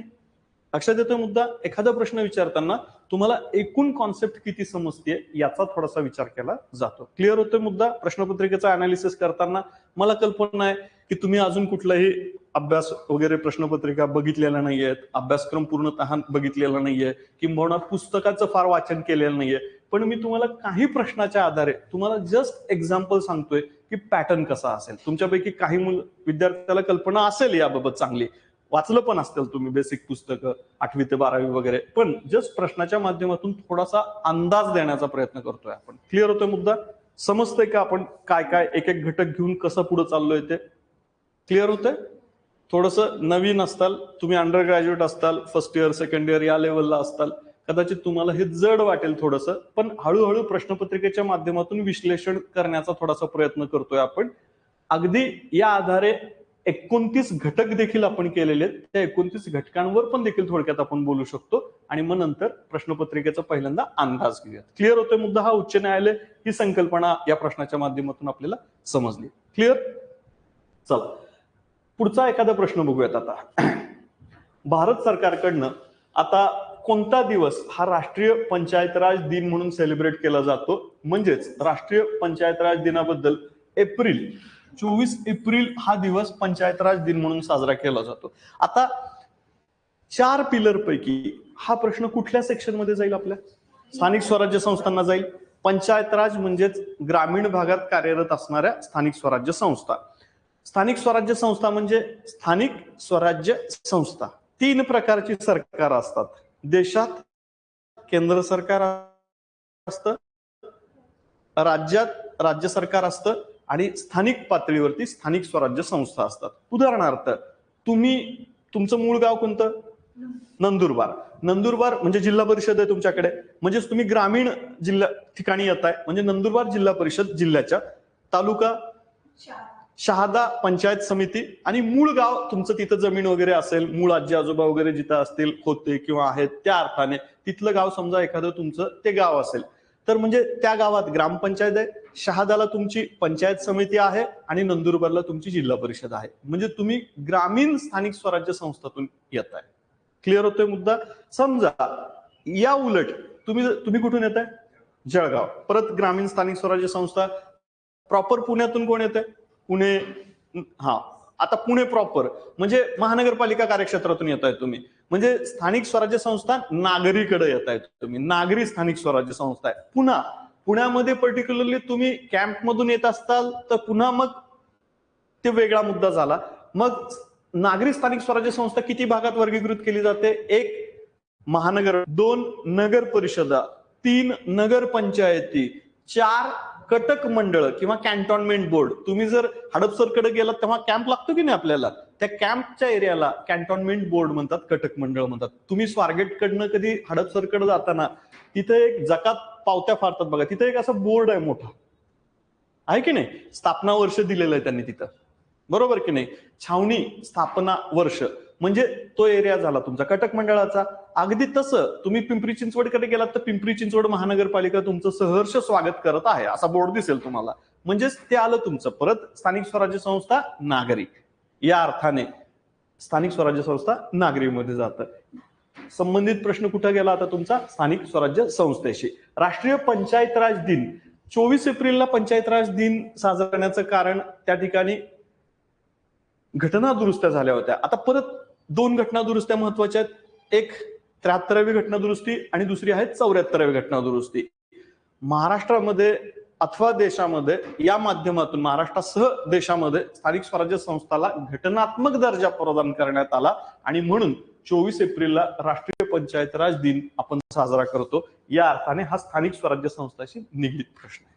म्हणजे परत हा एका पिलर मध्ये स्थानिक स्वराज्य संस्थांमध्ये हा प्रश्न आपण टाकू शकतो का? तर या माध्यमातून आपण त्याचं वर्गीकरण केलं. स्थानिक स्वराज्य संस्था म्हणजे काय, कुठं काम करतात, किती प्रकारच्या असतात, ग्रामीण भागात असेल तर काय आणि शहरी भागात असेल तर काय, असं वर्गीकरण आपण या माध्यमातून केलं. नंतर या ठिकाणी पुढचा प्रश्न इथे येतोय, आता पुढील पैकी कोणत्या राज्यात विधान परिषद आहे, विधान परिषद नाही, असा प्रश्न विचारलाय. आता समजून घ्यायचा असेल तर पुन्हा विधान परिषद म्हणजे राजकीय व्यवस्थेशी निगडीत आला. दुसऱ्या सेक्शनमध्ये हा प्रश्न आपण टाकू शकतो की दुसऱ्या सबसेक्शनशी रिलेटेड येतोय, राजकीय व्यवस्थेशी. पुन्हा राजकीय व्यवस्था 3 प्रकारची: देशासाठी केंद्र सरकार, राज्यासाठी राज्य सरकार अथवा प्रांत सरकार. आता राज्यामध्ये राज्यपाल, मुख्यमंत्र्याच्या नेतृत्वाखालचं मंत्रिमंडळ म्हणजे कार्यकारी मंडळ आणि राज्याला पाहिजे असणारे कायदे मंजूर करणारं राज्याचं कायदे मंडळ म्हणजेच राज्य विधिमंडळ. त्या ठिकाणी कायदे करणारं राज्य विधिमंडळ. तुम्हाला कल्पना असेल की महाराष्ट्र राज्यामध्ये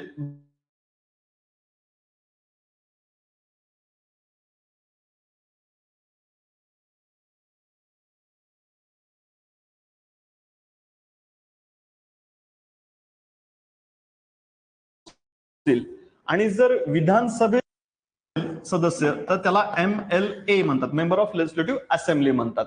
म्हणजे हे समजून घेतलं पाहिजे. आता हा प्रश्न भारतात किती राज्यात विधान परिषदा आहेत हे माहिती पाहिजे आपल्याला. मग कळेल की किती कोणत्या राज्यात नाही हे समजण्यासाठी म्हणजे आपल्याला हा प्रश्न राज्य विधिमंडळाच्या बाबत विचारलेला आहे. पहिला सेक्शन. दुसरा, भारतातील किती राज्यांमध्ये विधान परिषदा आहेत. मग उत्तर प्रदेशात आहेत का? आहे. बिहारमध्ये आहे का? आहे. कर्नाटकात आहे का? आहे. महाराष्ट्रात आहे का? आहे. आंध्र प्रदेशात आहे का? आहे. तेलंगणात आहे का? आहे. मग इथं जर असेल तर कुठं नाही? मग या ठिकाणी कुठं नाही? केरळमध्ये नाही आणि राजस्थानमध्ये नाही. क्लिअर? यासाठी आपल्याला कुठं आहे माहिती पाहिजे. कसं लक्षात ठेवायचं? एकदा विधान परिषदेचा सेक्शनचा तुम्ही अभ्यास करायला लागलात की कोणत्या कोणत्या राज्यामध्ये विधान परिषद आहे हे नावं दिलेली असतात, तेवढी एकदा चांगली लक्षात ठेवली की मग इथं इलिमिनेशन टेक्निकने जाणार आहे आपण. कसं जातोय आपण? केरळमध्ये नाहीये, राजस्थानमध्ये नाहीये, मग कुठं आहे? बिहारमध्ये आहे का? आहे. कर्नाटकात आहे का? आहे. म्हणून त्या ठिकाणी नाही म्हणणार हा क आणि ड इथं नाहीये. म्हणजे तुमचा अॅक्युरेट पर्याय काय येतोय? क आणि ड. म्हणजे केरळमध्ये नाही आणि राजस्थानमध्ये नाही. आपल्याला नाही नसणार पर्याय निवडायला सांगितला होता. म्हणजेच केरळमध्ये नाही आणि राजस्थानमध्ये नाही. फक्त क आणि ड या ऑप्शन मध्ये विधान परिषद नाही. कारण अ म्हणजे बिहार आहे, ब म्हणजे कर्नाटक इथं आहे, फक्त ड. पण फक्त ड पण बरोबर येईल. पण अधिक योग्य पर्याय काय? क आणि ड. लक्षात ठेवा, आयोग सर्वात जास्त योग्य पर्याय कुठला हे विचारत असतं. तुम्ही म्हणाल समजा इथं फक्त क आणि इथं फक्त ड असतं तर दोन्ही पर्याय बरोबर झाले असते. पण आयोग तुम्हाला काय विचारते? सर्वात योग्य पर्याय निवडा. हा योग्य आहे, हा 50% योग्य आहे, पण हा 100% योग्य आहे. आपल्याला कुठला पर्याय निवडायचा आहे? 100% योग्य पर्याय निवडायचा. लक्षात येतंय? आयोग कधी कधी अशा पद्धतीनं कन्फ्युज करतं. 50% बरोबर पर्याय पण दिलाय आणि 100% बरोबर पर्याय पण दिलाय तुम्हाला. आणि तुम्हाला म्हणतंय की सर्वात योग्य पर्याय म्हणजे नसणारा सर्वात योग्य पर्याय निवडायचा आहे. येतोय मुद्दा लक्षात? कशा पद्धतीनं प्रश्न विचारले जातात. फक्त झालेल्या प्रश्नपत्रिकेचाच आपण विश्लेषण करून हे मुद्दे त्या ठिकाणी बघतोय. आता परत हा विषय कुठे येतोय? घटना दुरुस्त्यांकडे जातोय. हा थोडासा टफ विषय. हा कशाशी निगडीत आहे प्रश्न? घटना दुरुस्ती. त्याला कॉन्स्टिट्यूशनल अमेंडमेंट असं म्हणतात. आता पहिला मुद्दा, घटना दुरुस्ती म्हणजे काय? घटना दुरुस्ती म्हणजे काय? घटनेमध्ये दुरुस्ती म्हणजे काय? चेंज करणं, बदल. कधी करतो दुरुस्ती आपण? काहीतरी अडचण आली, फॉल्ट आला किंवा अशा पद्धतीनं असावं असं वाटेल या पद्धतीनं. उदाहरणार्थ नवीन आपण गाडी घेतलीये, गाडी घेताना त्याला आरसे नसतात,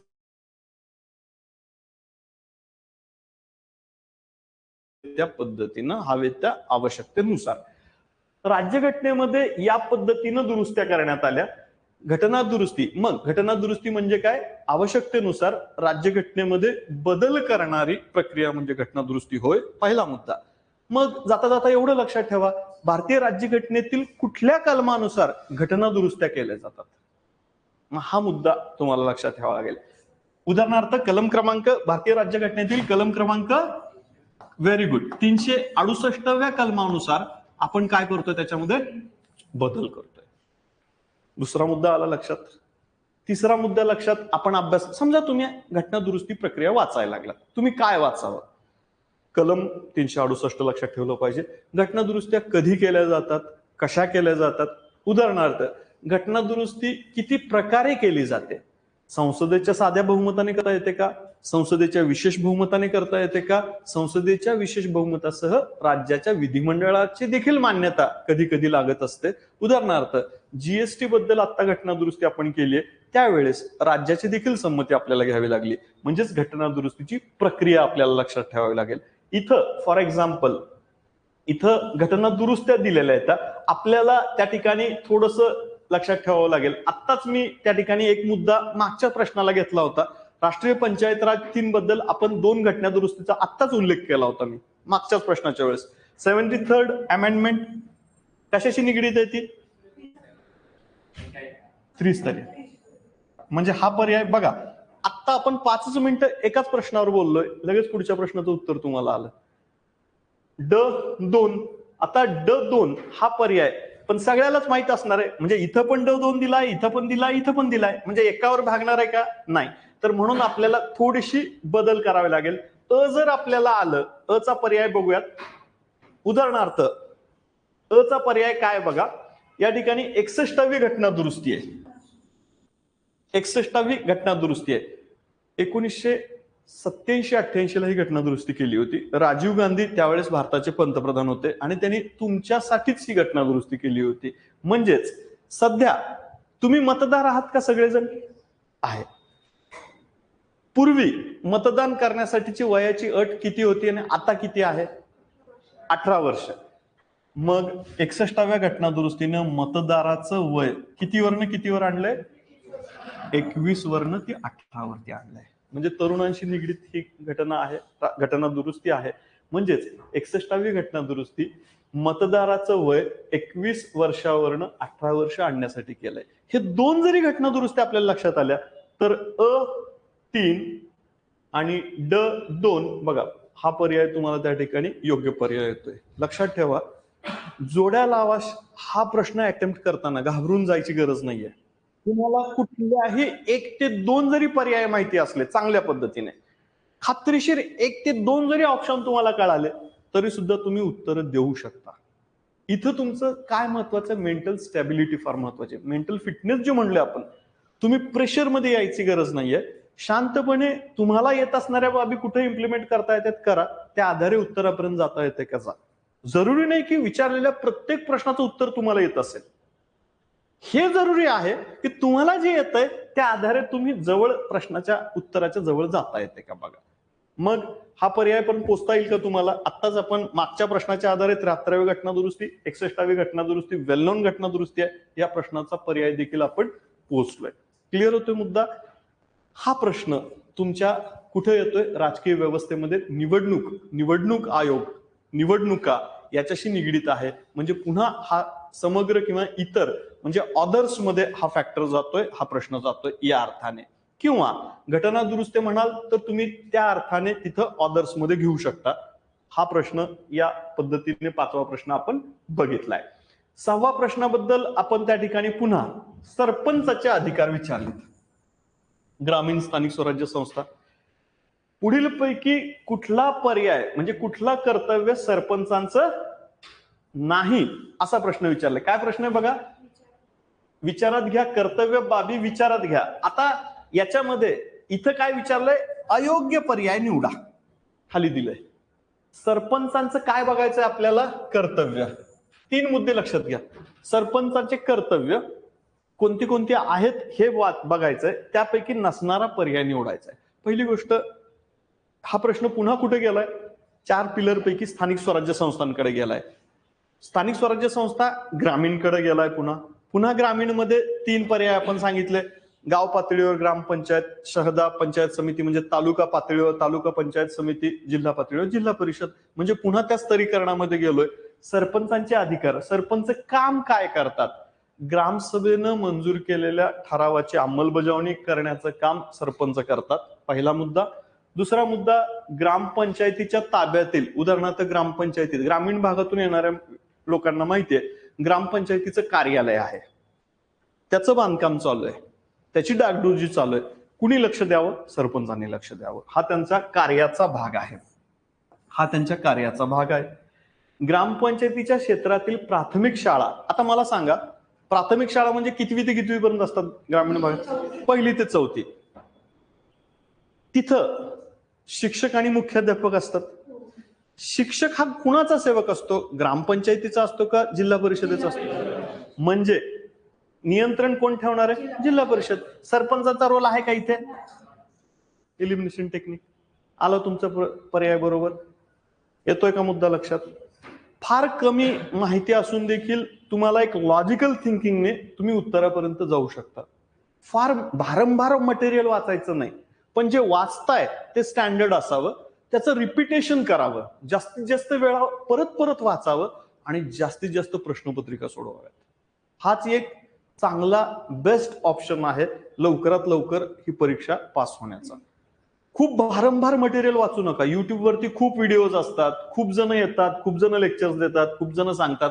तुम्हाला त्यातला एखादा निवडा, योग्य पद्धतीनं मटेरियल स्टँडर्डाइज करा, संदर्भ साहित्य चांगलं वापरा, परत परत वाचा, अंडरलाईन करा, समजून घ्या, PYQs मधून अंडरलाईन आलेले प्रश्न शोधा, उत्तरं काढा आणि जास्तीत जास्त सराव करा. बस एवढंच महत्वाचा मुद्दा आहे. Over burden of material, this is main problem. माहितीचं अवाजवी मटेरियल बाजारात उपलब्ध आहे, युट्यूबवर उपलब्ध आहे. त्याचं दडपण घेऊ नका. मटेरियल एकदा स्टँडर्ड निवडा, त्याच्या आधारे अभ्यास करा. हा त्याच्यातून महत्वाचा घटक येतोय. काही हा मुद्दा. आता पुन्हा एक प्रश्न विचारला होता आता, सरकारी आयोग.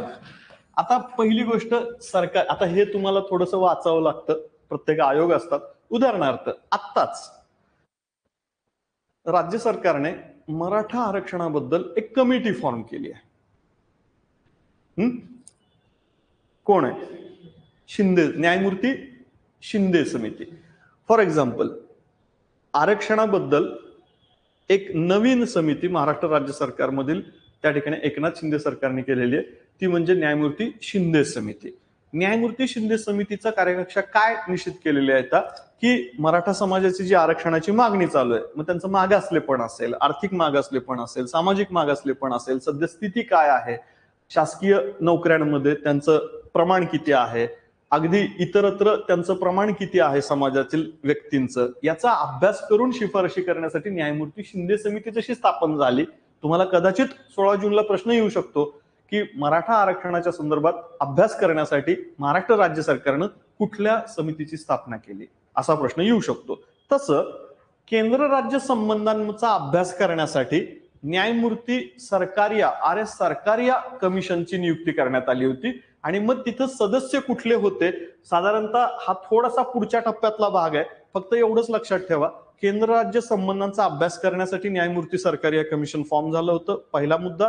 दुसरा मुद्दा, याच्यामध्ये B शिवरामन आणि डॉक्टर SR सेन हे सदस्य होते, तर रामा सुब्रमण्यम याच्यामध्ये नव्हते. आता हा तुमचा थोडासा डेटा ओरिएंटेड क्वेश्चनिंगचा भाग आहे. इथं तुम्हाला जसं आता न्यायमूर्ती शिंदे समितीचं नाव माहिती असणं गरजेचं आहे, तसं तुम्हाला केंद्र राज्य संबंधांसाठीच्या वेगवेगळ्या समित्या माहिती असणं गरजेचं आहे. यासाठी आपल्याला थोडासा संदर्भ साहित्याचा वापर करावा लागेल. हा प्रश्न डेटा ओरिएंटेड असल्यामुळं वाचल्यानंतर तुम्हाला याचं उत्तर येईल.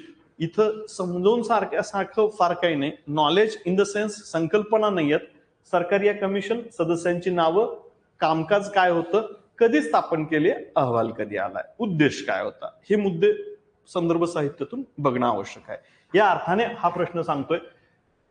आता पुन्हा कलमांचा मुद्दा येतोय. निवडणूक आयोग कशासाठी असतो? निवडणूक आयोग कशासाठी असतो? निवडणुका घेण्यासाठी.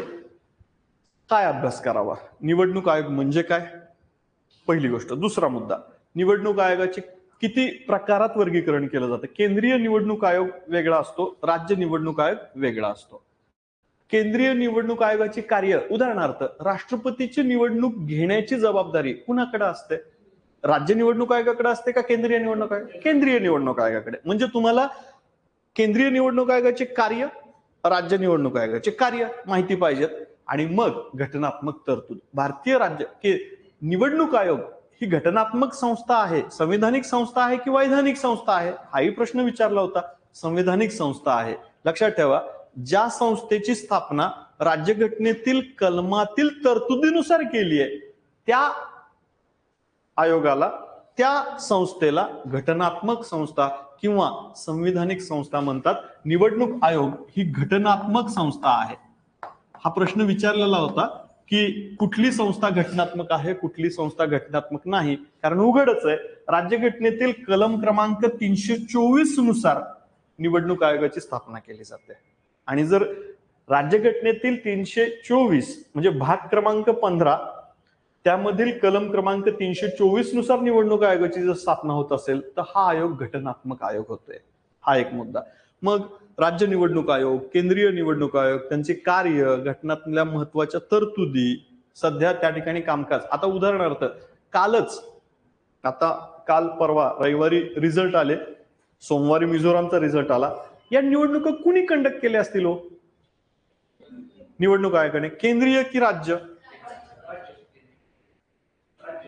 लक्षात ठेवा, पार्लमेंटच्या इलेक्शन, संसदेच्या निवडणुका आणि राज्य विधिमंडळाच्या निवडणुका हा केंद्रीय निवडणूक आयोग घेत असतो. आणि स्थानिक स्वराज्य संस्था, तुमच्या नंदुरबार जिल्हा परिषदेची निवडणूक घ्यायची, राज्य निवडणूक आयोग घेणार आहे. पुणे महानगरपालिकेचे इलेक्शन घ्यायचे, राज्य निवडणूक आयोग घेणार आहे. लक्षात ठेवा. मग आपल्याला हा मुद्दा लक्षात येतोय, याला म्हणतात करंटशी तुम्हाला डायनेमिक टाइप ऑफ क्वेश्चन्स. हाच प्रश्न विचारला की विधान अ, महानगरपालिकेतील निवडणुका घेण्याची जबाबदारी केंद्रीय निवडणूक आयोगाची असते. विधान ब, राज्याच्या विधानसभेच्या निवडणुका घेण्याची जबाबदारी राज्य निवडणूक आयोगाची असते. मग आता विधान अ बरोबर ब चूक आहे, ब बरोबर आहे अ चूक आहे, दोन्ही बरोबर आहे, दोन्ही चूक आहे, दोन्ही चूक आहे, दोन्ही चूक आहे, असा पर्याय तुम्हाला दिला जाईल आणि तुम्हाला थोडंसं ट्विस्ट केलं जाईल. राज्य निवडणूक आणि राज्य कायदेमंडळ हा शब्द राज्य राज्य वाटल्यामुळं कदाचित तुम्ही कन्फ्यूज करताल, म्हणून आयोग असा प्रश्न तुम्हाला विचारताय. अशा बारीक सारीक बाबी तुम्हाला समजून घ्यावे लागतील याचा अभ्यास करताना. म्हणजे इथं निवडणूक आयोग म्हणजे काय, राज्यघटनेमध्ये तरतूद काय आहे, भाग क्रमांक 15 कलम क्रमांक 324, अशा पद्धतीनं मागच्या प्रश्नपत्रिकेमध्ये हा प्रश्न आला होता 30 एप्रिल 2023. आता हा मुद्दा क्रमिक पुस्तकामध्ये येतोय. 8वी ते 12वी पर्यंतची पुस्तकं तुम्ही जर वाचणं का गरजेचं आहे याच्यासाठी, 8वी ते 12वीची पाठ्यपुस्तकं वाचावीत. 8वी ते 12वीची ज्याला मराठी इंग्रजी चांगलं बऱ्यापैकी वाचता येतंय, म्हणजे वाचता येतं इन द सेन्स म्हणजे पुस्तकाच्या ऐवजी डिक्शनरीज जास्त वेळा उघडावी लागत असेल तर नका वाचू.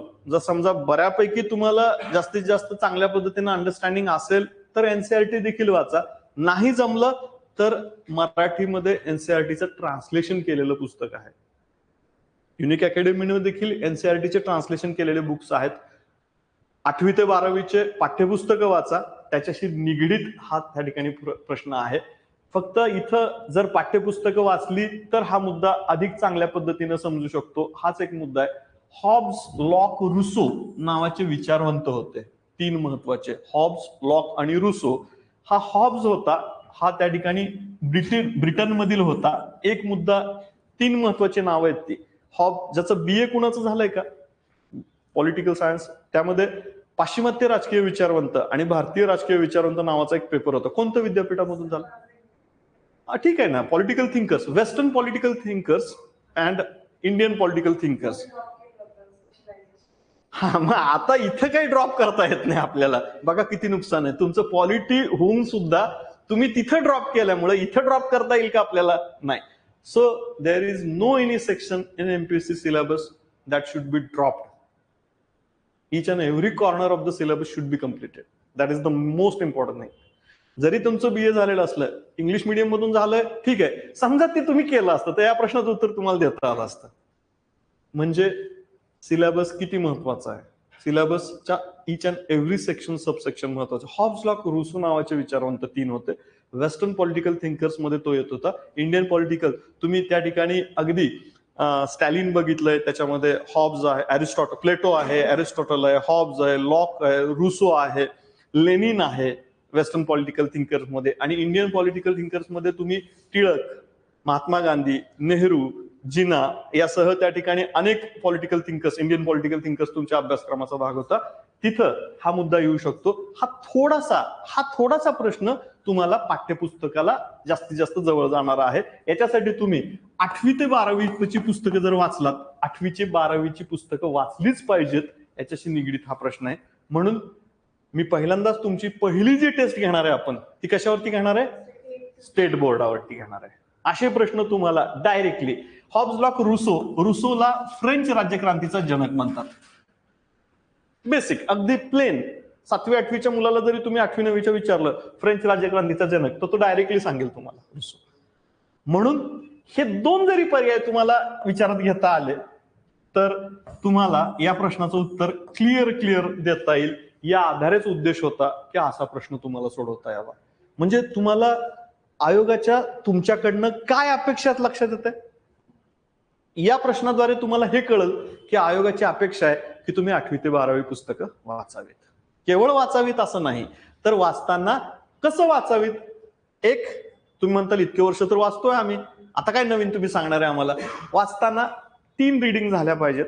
एकदा सहज प्लेन रीडिंग करा, प्लेन सहज वाचा, फार काही अपेक्षा स्वतःकडनं पण ठेवू नका. फक्त इच अँड एव्हरी लाईन वरती लक्ष देऊन वाचा. वाचताना डोक्यात वेगळे विचार आणि भराभर पानं पलटवतायत असं नका करू. वाचताना इच अँड एव्हरी वाक्य थोडंसं समजून वाचा.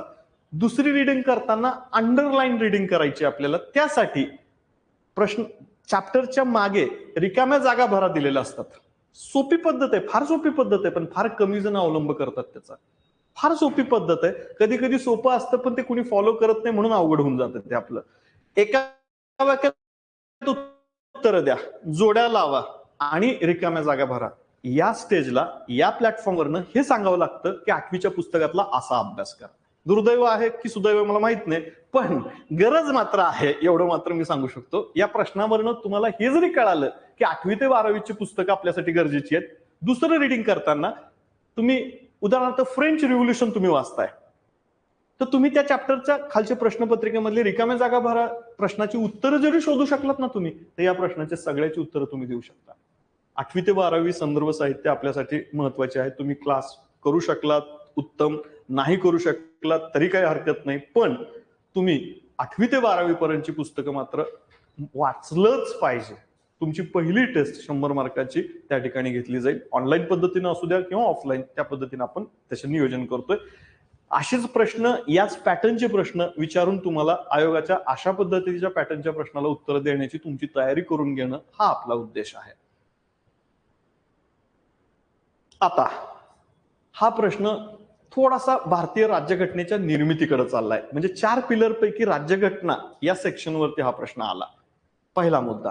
दुसरा मुद्दा काय विचारलंय, भारतातील संविधान परिषद, म्हणजेच त्या ठिकाणी संविधान परिषदेला काय म्हणतो आपण इंग्लिशमध्ये, what do you call it? Constitution assembly. Constituent assembly, yes, संविधान सभा, कॉन्स्टिट्युएंट असेंब्ली. तुम्हाला जर समजा मराठीमध्ये अवघड जात असेल, पण आयोगाने तुमच्यासाठी एक व्यवस्था केलेली आहे. एकच प्रश्न मराठीत पण दिलाय आणि तोच प्रश्न इंग्रजीमध्ये पण दिलाय. फायदा आहे तुम्हाला. त्या अर्थाने जी मिलेनियम जनरेशन आहे त्या जनरेशनला साधारणतः ग्रामीण भागात देखील पहिलीपासून इंग्रजी शिकवायला सुरुवात केलेली आहे. तुम्हाला कल्पना असेल, पहिलीपासून इंग्रजी शाळेतून कदाचित मेजॉरिटी तुम्ही 90% लोक आलेले आहेत, किंबहुना तुमच्यापैकी बरेच जण इंग्लिश माध्यमातून देखील शिकलेले असतात. त्या लोकांनी समजून घेताना मराठीमधून एक प्रश्न आहे, तोच प्रश्न इंग्रजीमधून दिलेला असतो. लक्षात ठेवा, आयोगाने पहिल्या पेजवर इन्स्ट्रक्शन दिलंय, जर हाच प्रश्न मराठीत दिलाय आणि हाच प्रश्न इंग्रजीत दिलाय, कधी कधी भाषांतर करताना जर चूक झालेली असेल तर इंग्रजी ऑप्शन हा आयोग कन्सिडर करणार आहे. म्हणून तुम्ही खास करून जे इंग्रजीमधून, आता हाच प्रश्न इंग्रजीमधून विचारलाय आणि हाच प्रश्न इंग्लिशमधून दिला असेल, पण कधी कधी भाषांतर करताना जर चूक झाली तर आयोग काय कन्सिडर करणार आहे? इंग्रजी मधला प्रश्न कन्सिडर करणार आहे. इंग्रजी मधल्या प्रश्नाचं जे काही उत्तर दिलेलं आहे ते कन्सिडर करणार आहे. म्हणून तुम्हाला फायदा आहे. इंग्लिश माध्यमातून तुम्ही जरी अभ्यास केलात, जरी इंग्रजी माध्यमातून जरी पुस्तकं वापरलीत, इंग्रजी माध्यमातून देखील प्रश्न अटेम्प्ट केलात तरी सुद्धा तुम्हाला बेनिफिटच होणार आहे, नुकसान होणार नाहीये तुमचं. संविधान सभा, कॉन्स्टिट्युएंट असेंब्ली. मग आता पुन्हा प्रश्न आला, राज्यघटना निर्मितीची प्रक्रिया. म्हणजे पुन्हा हा प्रश्न ब्रॅकेटमध्ये 1 नंबरच्या ब्रॅकेटमध्ये जाईल, भारतीय राज्यघटना निर्मिती प्रक्रियाबद्दल. कॉन्स्टिट्युएंट असेंब्ली म्हणजे काय, संविधान सभा म्हणजे काय, संविधान सभा कशी बनली, कुणी निवडून दिलं, किती सदस्य होते, पहिली बैठक कधी झाली संविधान सभेची, 9 डिसेंबर 1946 ला. मग याच्या अध्यक्षपदी कुणाला आणलं, पूर्णवेळ अध्यक्ष कोण होते, पार्ट टाइम अध्यक्ष या ठिकाणी SP सिन्हा त्या ठिकाणी आले, ज्याला आपण प्रोव्हिजनल तरतूद म्हणू शकतो, आपण प्रोटेम स्पीकर म्हणू शकतो, ते झाले. पूर्णवेळ अध्यक्षपदी त्या ठिकाणी कुणाची नियुक्ती झाली, राजेंद्र प्रसादांची झाली. आणि मग अनेक समित्या बनवल्या, मसुदा समितीचं अध्यक्षपद डॉक्टर बाबासाहेब आंबेडकरांकडे गेलं. आणि मग अशा या व्यक्तींचं यांच्या अध्यक्षतेखाली, प्रत्येकाच्या अध्यक्षतेखाली एक एक सरनामा विषयक जवाहरलाल नेहरूंच्या अध्यक्षतेखाली गेली, तर मसुदा समितीचं अध्यक्षपद गेलं. तसंच राजेंद्र प्रसादांकडे घटना समितीचं स्वयं संविधान सभेचंच अध्यक्षपद आलं होतं. या पद्धतीनं त्यांची ही जबाबदारी आहे. तसंच मग ग.वा. मावळणकरांकडे या कार्यविषयक समितीचं अध्यक्षपद गेलं होतं. कार्यविषयक म्हणजे काय, तर कामकाज विषयक कमिट्या होत्या.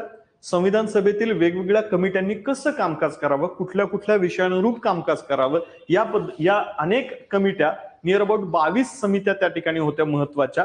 त्यापैकी कार्यविषयक समितीचं अध्यक्षपद ग.वा. मावळणकर यांच्याकडे गेलं होतं. आणि म्हणून हा पर्याय तुमचा त्या ठिकाणी, यांचं अध्यक्षपद मसुदा समितीचं होतं, यांच्याकडे त्या ठिकाणी सरनामा विषयक कमिटीचं होतं, तर कार्यविषयक समितीचं अध्यक्षपद ग.वा. मावळणकरांकडे गेलं.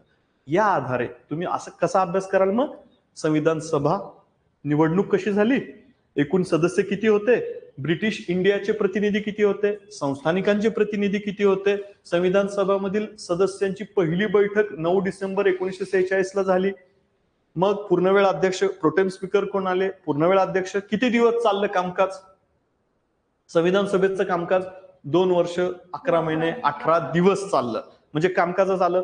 एकूण 65हून अधिक देशांच्या राज्यघटनेचा अभ्यास केला, साधारणतः 64 लाख रुपये खर्च आला होता साधारणतः.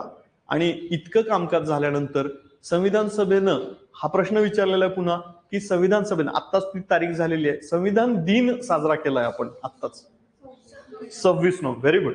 26 नोव्हेंबर हा कुठला दिवस आहे, संविधान दिन म्हणून साजरा केला जातो. संविधान दिन आत्ताच झालाय.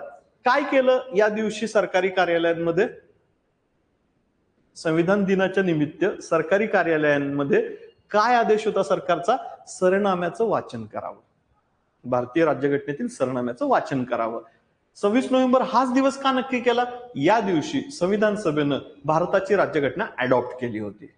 सरनाम्यामध्ये लिहिलंय we the people of India असं लिहिलंय. आणि 26 नोव्हेंबर 1949 या दिवशी आम्ही राज्यघटना काय करतोय, स्वीकृत करून त्याची अंमलबजावणी करतोय. आणि असं लिहिलं होतं. तिथली ही तारीख आहे 26 नोव्हेंबर 1949. ही सरनाम्यामधली तारीख आहे. एक कदाचित तुम्हाला करंट अफेअरचा प्रश्न याच्याशी निगडीत विचारतो, कधीपासून 26 नोव्हेंबर हा दिवस संविधान दिन म्हणून साजरा करण्यास प्रारंभ केला आपण, 2015. आपण डिस्कस केला होता तो मुद्दा लेक्चरमध्ये, की डॉक्टर बाबासाहेब आंबेडकरांच्या जन्माला 125 वर्ष पूर्ण झाली 2015 मध्ये. या दिवसाच्या निमित्त आपण 26 नोव्हेंबर हा दिवस संविधान दिन म्हणून घोषित केलेला आहे. 26 नोव्हेंबर 1949 ही तारीख ज्या दिवशी संविधान सभेनं राज्यघटना संमत करून त्या ठिकाणी स्वीकृत केली होती, त्या अर्थाने ज्याची अंमलबजावणी होण्यासाठी 26 जानेवारी 1950 पर्यंत आपण थांबलो होतो. आणि या दिवशी 26 जानेवारी 1950 ला त्याची अंमलबजावणी सुरू केली. म्हणून आपण 26 जानेवारीला प्रजासत्ताक दिन म्हणतो किंवा गणराज्य म्हणतो. क्लिअर होते मुद्दा. या प्रश्नाच्या आधारे आपण हे सगळे मुद्दे त्या ठिकाणी चर्चेला घेतले, विचारात घेतले. असे हा एक प्रश्न आहे. त्यानंतरचा प्रश्न जस्ट तुम्हाला लक्षात राहावं, परत संविधान परिषद आली म्हणजे परत कुठल्या ब्रॅकेटमध्ये चाललाय हा प्रश्न, फर्स्ट नंबरच्या ब्रॅकेटमध्ये जाईल. काय आहे, संविधान परिषदेच्या सल्लागार शाखेने भारतीय राज्यघटनेचा पहिला मसुदा, आता ह्या तारखा आहेत, डेट्स आहेत. जसं आता मी सांगितलं, पहिली बैठक कधी झाली, 9 डिसेंबर 1946 ला झाली. पूर्णवेळ अध्यक्षपदी कुणाची निवड झाली, त्या ठिकाणी राजेंद्र बाबूंची कधी झाली. जवाहरलाल नेहरूंच्या अध्यक्षतेखाली सरनामा विषयक कमिटी कधी फॉर्म झाली, कधी संविधान मंजूर झालं किंवा स्वीकृत करण्यात आलं. तसं भारतीय राज्यघटनेचा पहिला मसुदा ऑक्टोबर 1947 मध्ये त्या ठिकाणी काय करण्यात आला, तयार करण्यात आला. ही थोडासा डेटा ओरिएंटेड क्वेश्चनिंग आहे. तुम्ही जेव्हा संविधान सभा संविधान सभेची निर्मिती प्रक्रिया आणि संविधान सभेची रचना याचा अभ्यास आपण करू, तेव्हा या तारखा तुम्हाला त्या ठिकाणी थोड्याशा अभ्यासाला घेताना विचारात घेता येतील. काही प्रश्न थोडेसे अवघड श्रेणीमध्ये चाललेत, काही प्रश्न तुम्हाला, कारण सगळेच बॉल फुलटॉस असणार नाहीत, कधी कधी यॉर्कर पण येणार आहे, तयारी ठेवावं लागेल. कारण आयोग सहजासहजी तुम्हाला पास होऊ देणार आहे का? नाही. सगळेच प्रश्न भारत कधी स्वतंत्र झाला आणि कधी प्रजासत्ताक झाला आणि भारताचे पहिले पंतप्रधान कोण, असे प्रश्न यायला लागले तर 100 पैकी 100च घेतील सगळे, आणि मग आतमध्ये कोणाला घ्यायचं हा मोठा प्रश्न येईल ना. 4 लाख 5 लाख मुलं परीक्षा देणार आहेत, निवडायचं कोणाला हा प्रश्न येऊ शकतो. या अर्थाने तो मुद्दा येतोय. पुन्हा भारतीय राज्यघटनेमधले मार्गदर्शक तत्व याच्याशी निगडीत हा कलम आहे. भारतीय राज्यघटनेतील अनुच्छेद मार्गदर्शक तत्व म्हणजे हा प्रश्न पुन्हा कुठं चाललाय? भारतीय राज्यघटनेला चाललाय, सेक्शन नंबर 1 मध्ये चाललाय. मार्गदर्शक तत्व ही संकल्पना भारतीय राज्यघटनेमध्ये भाग क्रमांक 4 कलम क्रमांक, म्हणजे मार्गदर्शक तत्व कुठं दिलेलं आहे? भाग क्रमांक 4 कलम क्रमांक 36 ते कलम क्रमांक 51 याच्यामध्ये दिलेलं आहे. लक्षात ठेवण्यासाठी हे मुद्दे. आणि मग इथं आपल्याला काय माहिती असावं? साधारणतः थोड्या बाबी जरी कळाल्या, याच्यातली सगळी कलमं पाठ करायची बरं का आपल्याला. कलम 1 पासून ते 51 पर्यंत सगळी कलमं आपण पाठ करणार आहेत. सगळ्या कलमाच्या तरतुदी, त्याचे महत्वाचे कोर्टाचे निर्णय काय आहेत, त्याच्यावरती आयोगाने कसे प्रश्न विचारलेत, अपवाद कसे केलेत, वगैरे वगैरे. सध्याच एक चर्चा चालू आहे, समान नागरी कायदा. अलीकडे गुजरात या राज्यामध्ये समान नागरी कायदा लागू करण्यासाठीची कमिटी तयार केली आहे. अलीकडच उत्तराखंड या राज्याने समान नागरी कायदा लागू करण्यासाठीचा समिती स्थापन केलेली आहे. समान नागरी कायदा काय आहे? समान नागरी कायदा भारतीय राज्यघटनेमध्ये कोणत्या कलमामध्ये दिलाय? प्रसिद्ध कलम आहे, व्हेरी गुड, 44 कलम. तुम्हाला निवडायचंय की इथं कलमांची कलम कुठलंय याच्यानुसार क्रम शोधायचा आहे तुम्हाला. कलम 44 आहे अनुसूचित जाती जमाती घटकांचं आर्थिक हिताचं संरक्षण, अनुसूचित जाती जमातीच्या लोकांच्या हिताचं संरक्षणासाठी कलम क्रमांक 46 आहे. हे थोडंसं पाठांतराचा भाग आहे, आपण कलम 1 ते 51 पाठच करणार आहेत. जनतेचं राहणीमान, सार्वजनिक आरोग्य चांगलं असावं याच्याबद्दलच्या तरतुदी कलम क्रमांक 47 मध्ये दिलेल्या आहेत. आणि पर्यावरण संरक्षण विषयकच्या बाबी हा त्यानंतरचा 48 आणि उपकलमानुसार येतोय. म्हणजे या ठिकाणी हा पहिल्यांदा 1 नंबर याला द्या, 2 नंबर याला द्या, 3 नंबर याला द्या, त्या आधारे क्रम लावायचा आपल्याला. चढता अथवा उतरता क्रम लक्षात यायला पाहिजे. प्रश्नाची मागणी लक्षात आली? मार्गदर्शक तत्व शिकायचंय, कुठल्या ब्रॅकेटमध्ये चालणार आहे हा प्रश्न? ब्रॅकेट नंबर 1 भारतीय राज्यघटना, पहिला मुद्दा. दुसरा मुद्दा कुठल्या घटकाशी निगडीत आहे? मार्गदर्शक तत्वाशी निगडीत आहे. तिसरा मुद्दा कुठल्या भागात दिलेत मार्गदर्शक तत्व? भाग क्रमांक 4 कलम क्रमांक 36 ते 51 मध्ये दिलेत. सगळी कलम महत्वाची कलम. उदाहरणार्थ भारतामध्ये ग्रामपंचायत स्थापनेची मार्गदर्शक तत्व कुठल्या कलमात दिलंय? ग्रामपंचायत स्थापन करावं, कलम क्रमांक 40. कलम क्रमांक 40. कदाचित तुम्हाला असा प्रश्न आला 40, 44, 46 आणि 47 उतरता अथवा चढता क्रम लावायचा आहे. लक्षात येते मुद्दा? आयोग कधी कधी काय विचारेल? तरतुदीनुसार चढता क्रम लावा अथवा तरतुदीनुसार उतरता क्रम लावा. मग 40, 44, 46, 47 उतरता क्रम, मग या ठिकाणी इकडून येणार आहे चढता क्रम, या पद्धतीने येणार आहे. लक्षात येतंय आयोग कसं ट्विस्ट करून विचारतंय? इथं एक कलम कुठलं लक्षात ठेवून चालणार नाहीये, तुम्हाला अख्खं मार्गदर्शक तत्व लक्षात राहिलं पाहिजे. थोडंसं तुमचं पाठांतर हवंय. क्लिअर होतोय मुद्दा? कलम क्रमांक म्हणजे प्रश्न क्रमांक 12शी संबंधित प्रश्न आहे. 13 मॉन्टेगो चेम्सफोर्ड सुधारणा कायदा. आता हा परत राज्यघटना निर्मितीपूर्वीच्या कायद्याशी निगडीत कायदा आहे, म्हणजे मुद्दा आहे. म्हणजेच पुन्हा राज्यघटना आणि राज्यघटने पूर्वस्थिती यामध्ये चाललाय, म्हणजे ब्रॅकेट क्रमांक 1 मध्ये चाललाय हा प्रश्न. पुन्हा ब्रॅकेट क्रमांक 1 मध्ये चाललाय. भारतीय राज्यघटना आपण कधीपासून लागू केली? भारतीय राज्यघटना लागू कधी केली आपण? 1950. कुठली तारीख आहे ती? 26 जानेवारी 1950 लागू केली. मग त्यापूर्वी भारताचा राज्यकारभार कसा चालायचा? राज्यघटना नव्हती तेव्हा राज्यकारभार कसा चालायचा मग आपला? काय तरतूद होती? ब्रिटिश कसे राज्यकारभार करायचे भारताचा? वेगवेगळे कायदे असतील,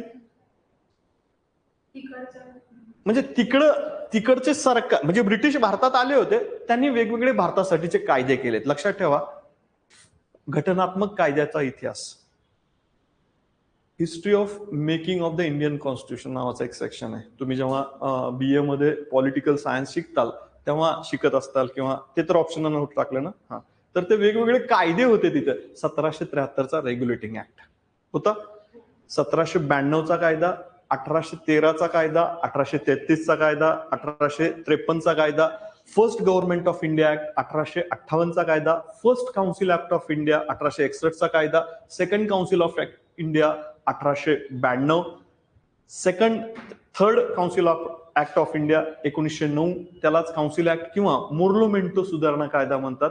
आणि नंतर 1919चा त्या ठिकाणी स्थापन झालेला मॉन्टिगो चेम्सफोर्ड सुधारणा कायदा किंवा गव्हर्नमेंट ऑफ इंडिया ऍक्ट, नंतर 1935चा गव्हर्नमेंट ऑफ इंडिया ऍक्ट, आणि नंतर 1947चा इंडियन इंडिपेंडन्स ऍक्ट. हे सगळे कायदे आपण राज्यघटना अस्तित्वात येण्यापूर्वीच्या सेक्शनच्या आधारे करणार आहे. येतोय मुद्दा लक्षात? एक प्रश्न आहे, एक प्रश्नाच्या आधारे अख्खा आपण त्याची 1773 पासूनची व्यवस्था बघितली की म्हणजे इतक्या सगळ्या कायद्यांचा अभ्यास आपल्याला, आपण जेव्हा राज्यघटना पूर्वीची घटनात्मक स्थिती बघायला लागलो त्या चॅप्टरमध्ये, हे सगळं आपण बघायचंय.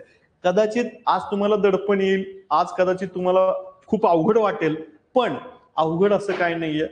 एक एक मुद्दा सुटा करून जेव्हा आपण बघूयात त्यावेळेस ते चांगल्या पद्धतीनं समजेल. उद्देश तुम्हाला घाबरवणं हा नाही, उद्देश तुम्हाला रिअलिस्टिक स्थिती तुमच्या समोर मांडणं हे आहे. आणि प्रश्नपत्रिका एवढं प्रामाणिक कुणीच नसतं. प्रश्नपत्रिकेचा अभ्यास करणं अवघड वाटतंय, मला पण माहितीये. सगळ्यात जास्त भीती कशाची वाटते आपल्याला? परीक्षेची. परीक्षेची सगळ्यात जास्त भीती वाटते परीक्षेची. पुस्तक वाचण्याची भीती वाटते का? नाही, परीक्षेची भीती वाटते. का वाटते हो परीक्षेची भीती? का वाटते? काय कारण असेल परीक्षेची भीती का वाटते? उत्तर देता येत नाही. हा कुणाचा पराभव असतो? आपला पराभव असतो, आपल्या बुद्धीचा पराभव असतो. माणूस सगळे पराभव सहन करतो, पण बुद्धीचा पराभव ऍक्सेप्ट होत नाही आपल्याला. तुम्हाला कुणीतरी म्हणले का रे तुला इंग्लिश बोलता येत नाही? ठीक आहे बाबा, माझं मराठी माध्यमातून शिक्षण झालं, नाही येत. पण एखाद्याला म्हणलं तुला काहीच येत नाही, एकदमच मठ्ठेस का रे तू, असं म्हणल्यावर मात्र त्याला थोडं लागेल मनाला कुठंतरी, अरे कसं काय मला असं म्हणतो हा, की माझ्या बुद्धिमत्तेचे वाभाडे चार चौघात काढणं म्हणजे थोडंसं आपल्याला कमीपणाचं वाटायला लागतं. बौद्धिक दृष्टिकोनातून हा मुद्दा येतोय, म्हणून इथं थोडंसं आपल्याला कुठंतरी परीक्षेची भीती वाटते. परीक्षा सातत्यानं सराव चाचण्या सोडवा, तुम्हाला ही भीती कमी करायची असेल तर. ज्याची भीती वाटते त्याच्यापासून दूर पळाल्यावर भीती कमी होणार आहे का? नाही. त्याची भीती जर वाटतेय त्याला अधिक जवळ गेलं पाहिजे, त्याच्याशी योग्य पद्धतीनं सामोरं जाण्याची आपली तयारी केली पाहिजे. तर आपल्याला त्या ठिकाणी थोडंसं, एखाद्याला लहानपणी कुत्रा चावलेला असतो, कुत्र्याची आयुष्यभर भीती वाटते त्याला, आयुष्यभर. कुत्र्याची भीती कमी करायची असेल तर कमीत कमी थोडंसं फॅमिलियर व्हावं लागेल आपल्याला त्यांच्याशी, तर थोडीशी ती भीती कमी होईल. मॉन्टिगो चेम्सफोर्ड सुधारणा कायदा हा अहवाल प्रसिद्ध कधी केलाय? आता ही तारीख फार अवघड आहे तशी लक्षात ठेवणं, पण हा खूप अति अवघड म्हणता येईल असा प्रश्न आहे. अगदी या सेक्शनचा आपल्याला अभ्यास करताना इथं तारखा लक्षात ठेवणं खरोखरच अवघड आहे, पण तरीही या प्रश्नाचं उत्तर जुलै 1918 आहे. अशा प्रश्नाचं उत्तर नाही देता आलं तरी चालेल का? 15 पैकी तुम्हाला 12 ते 13 प्रश्न जरी करेक्ट देता आले तरी सुद्धा उत्तम. ऑब्विसली 2 ओव्हरचे 12 बॉल तुम्हाला टाकलेत किंवा 3 ओव्हरच्या त्या ठिकाणी टाकलीये, प्रत्येक बॉलला चौका आणि छक्का बसेल का? नाही. कधीतरी प्लेड पण करू ना आपण. असा प्रश्न आला तर हा प्लेड करण्यासारखा प्रश्न आहे. इथं रन निघणार नाही, रनआउट होताल. बघा, आपली विकेट पडू न देणं हे सुद्धा बॅट्समनच्या कौशल्याचा भाग असतो. तुम्हाला हे कळालं पाहिजे की कुठल्या प्रश्नामध्ये कुठल्या बॉलवर रन निघणार आहे किंवा रन निघणार नाही. हा प्रश्न माझ्याकडनं सुटणार आहे की सुटणार नाही, तो प्रश्नामध्ये तुमची शक्ती खर्ची करू नका. हा प्रश्न त्या ठिकाणी सोडून द्या, स्किप करा. म्हणजे तुमचं निगेटिव्ह मार्किंग सिस्टीम मध्ये लॉस होत नाही. जास्त उत्तर न यायला लागलं ना, आपण टेन्शन मध्ये यायला लागतो. अरे कसं काय येत नाही, असं कसं काय, परत एकदा वाचतो, 2दा वाचतो, ती वेळ वाया घालवू नका. पहिल्या वाचनात लक्षात येतं की अरे हा प्रश्न डेटा ओरिएंटेड आहे, माझ्या वाचनात आला नाही, हा प्रश्न स्किप करून टाका. अशा प्रश्नाला वेळ वाया घालवायचा नाही. हे सुद्धा समजलं पाहिजे की कुठला प्रश्न अटेम्प्ट करायचा आहे आणि कुठला प्रश्न सोडायचा आहे. The best batsman in the world, ज्यांचा पुतळा त्यांच्याच हयातीमध्ये त्यांच्याच हस्ते लावलाय आता, तो म्हणजे सचिन तेंडुलकर. सचिन तेंडुलकरचं एक आत्मचरित्र आहे, माहितीये तुम्हाला? Playing it by my way नावाचं एक आत्मचरित्र आहे. कधी वेळ मिळाला तुम्हाला चुकून तर वाचा, हे चांगलं पुस्तक आहे. Playing it by my way नावाचं एक पुस्तक आहे. त्यात त्यांनी लिहिलंय की क्रिकेटचा देव म्हणलं जात होतं सचिन तेंडुलकरला. का? त्याला त्या ठिकाणी विचारले की तू कसं काय एवढं शतकांचं शतक केलंस, कसं काय? का ब्रिटिश पत्रकारानं प्रश्न विचारला की क्रिकेट या खेळाचा उद्गाता देश कुठला आहे? कुठल्या देशात क्रिकेट जन्माला आलं? इंग्लंडमध्ये, म्हणजे ब्रिटनमध्ये जन्माला आलं. त्या ब्रिटनला हरवून तेंडुलकरने शतकांचं शतक केलं होतं. पत्रकाराने प्रश्न विचारला की तू कसं काय केलं बाबा? त्यानं सांगितलं काही नाही, मी जेव्हा क्रीजवर येतो ना तेव्हा ठरवतो की प्रत्येक बॉल माझी विकेट घ्यायला येतोय, मला फक्त आउट व्हायचं नाहीये त्या बॉलला, आणि आउट होण्यासाठी आलेल्या बॉलला मी प्लेड करतो. जो बॉल लूज येतो त्या बॉलवर रन काढतो, ज्या बॉलवर 1 रन निघू शकेल 1 काढतो, 6 मारता आलं 6 मारतो, पण मी आउट होऊ देत नाही स्वतःला. तुम्हाला आउट नाही होऊ द्यायचं इथं. नाही मिळाला रन हरकत नाही, पण विकेट नाही पडली पाहिजे. हा विकेट घेणारा बॉल आहे तुमच्यासाठीचा, अटेम्प्ट करायचा नाही. हे पण समजलं पाहिजे कुठं अटेम्प्ट करायचंय, कुठं. सेकंड लास्ट क्वेश्चन आहे हा. 15 प्रश्न बघतोय आपण आता. अयोग्यरित्या जुळलेले आहेत किंवा आहे या पद्धतीनं, याच्याबद्दल पुन्हा कलमांचा मुद्दा हा कितव्या घटकाशी निगडीत आहे? इथं मूलभूत हक्काशी निगडीत आहे. मूलभूत हक्क किंवा मूलभूत कर्तव्य. भारतीय राज्यघटनेतील कुठल्या भागात मूलभूत हक्क दिलेले आहेत? भाग क्रमांक 3, कलम क्रमांक, म्हणजे भाग तुमचा झाला 3, कलम क्रमांक 12 ते 35. व्हेरी 12 ते 35 ही कलम आहे. आता 12 ते 35 मध्ये तुम्हाला सगळे कलम पाठ पाहिजे. आपण ते पाठच करून घेणार, सगळी पाठ करून घेणार आहेत. इथं आता अयोग्य जोडी किंवा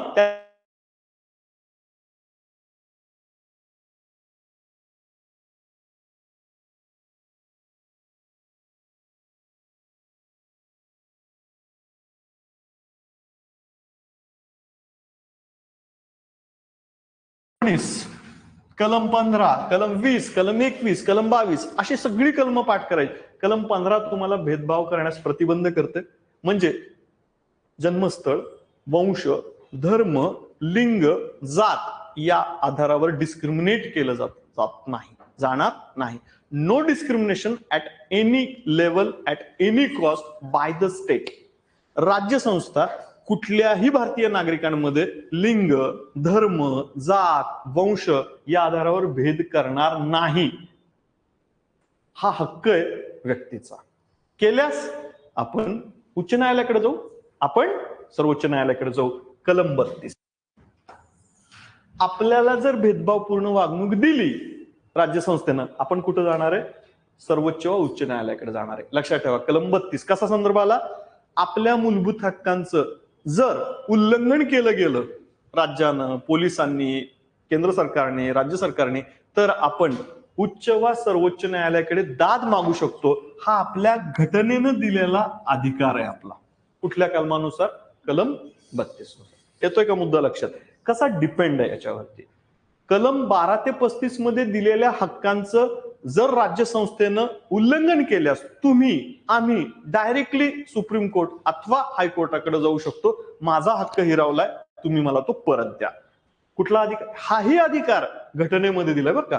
कलम क्रमांक 32 पाठच करण्यासारखी कलम आहे ती या अर्थाने. आता संमेलनाचा हक्क म्हणजे काय? एकत्र येण्याचा अधिकार. त्या ठिकाणी कलम 19 मूलतः एकूण 7 प्रकारचे अधिकार देत होतं. संपत्ती बाळगण्याचा अथवा मालमत्तेचा हक्क वगळण्यात आल्यामुळं सध्या या कलमांतर्गत 6 कलम त्या ठिकाणी अधिकार दिलेले आहेत. अभिव्यक्ती स्वातंत्र्यासह सर्व अधिकार दिलेले आहेत. या तरतुदी इथं दिल्यात आणि म्हणून जीवित रक्षणाचा अधिकार इथं येत नाहीये.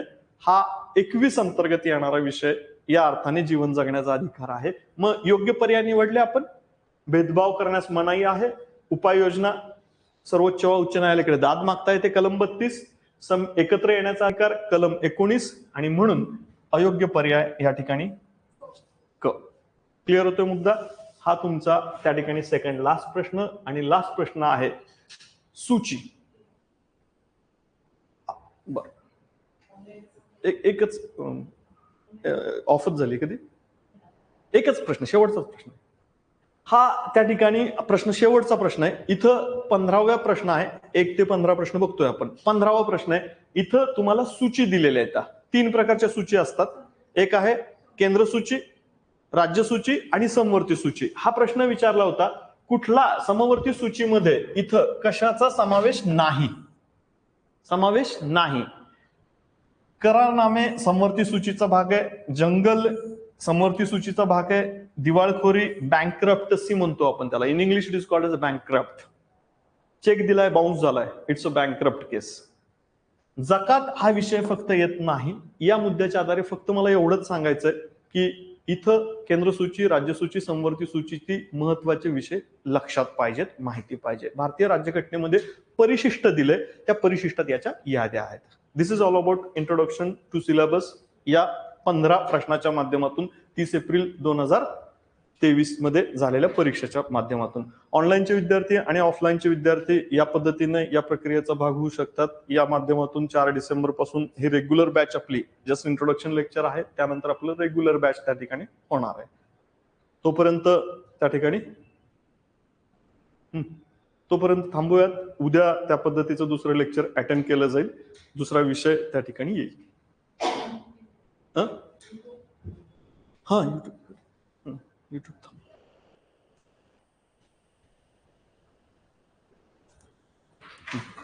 आता झालं ते तुमचे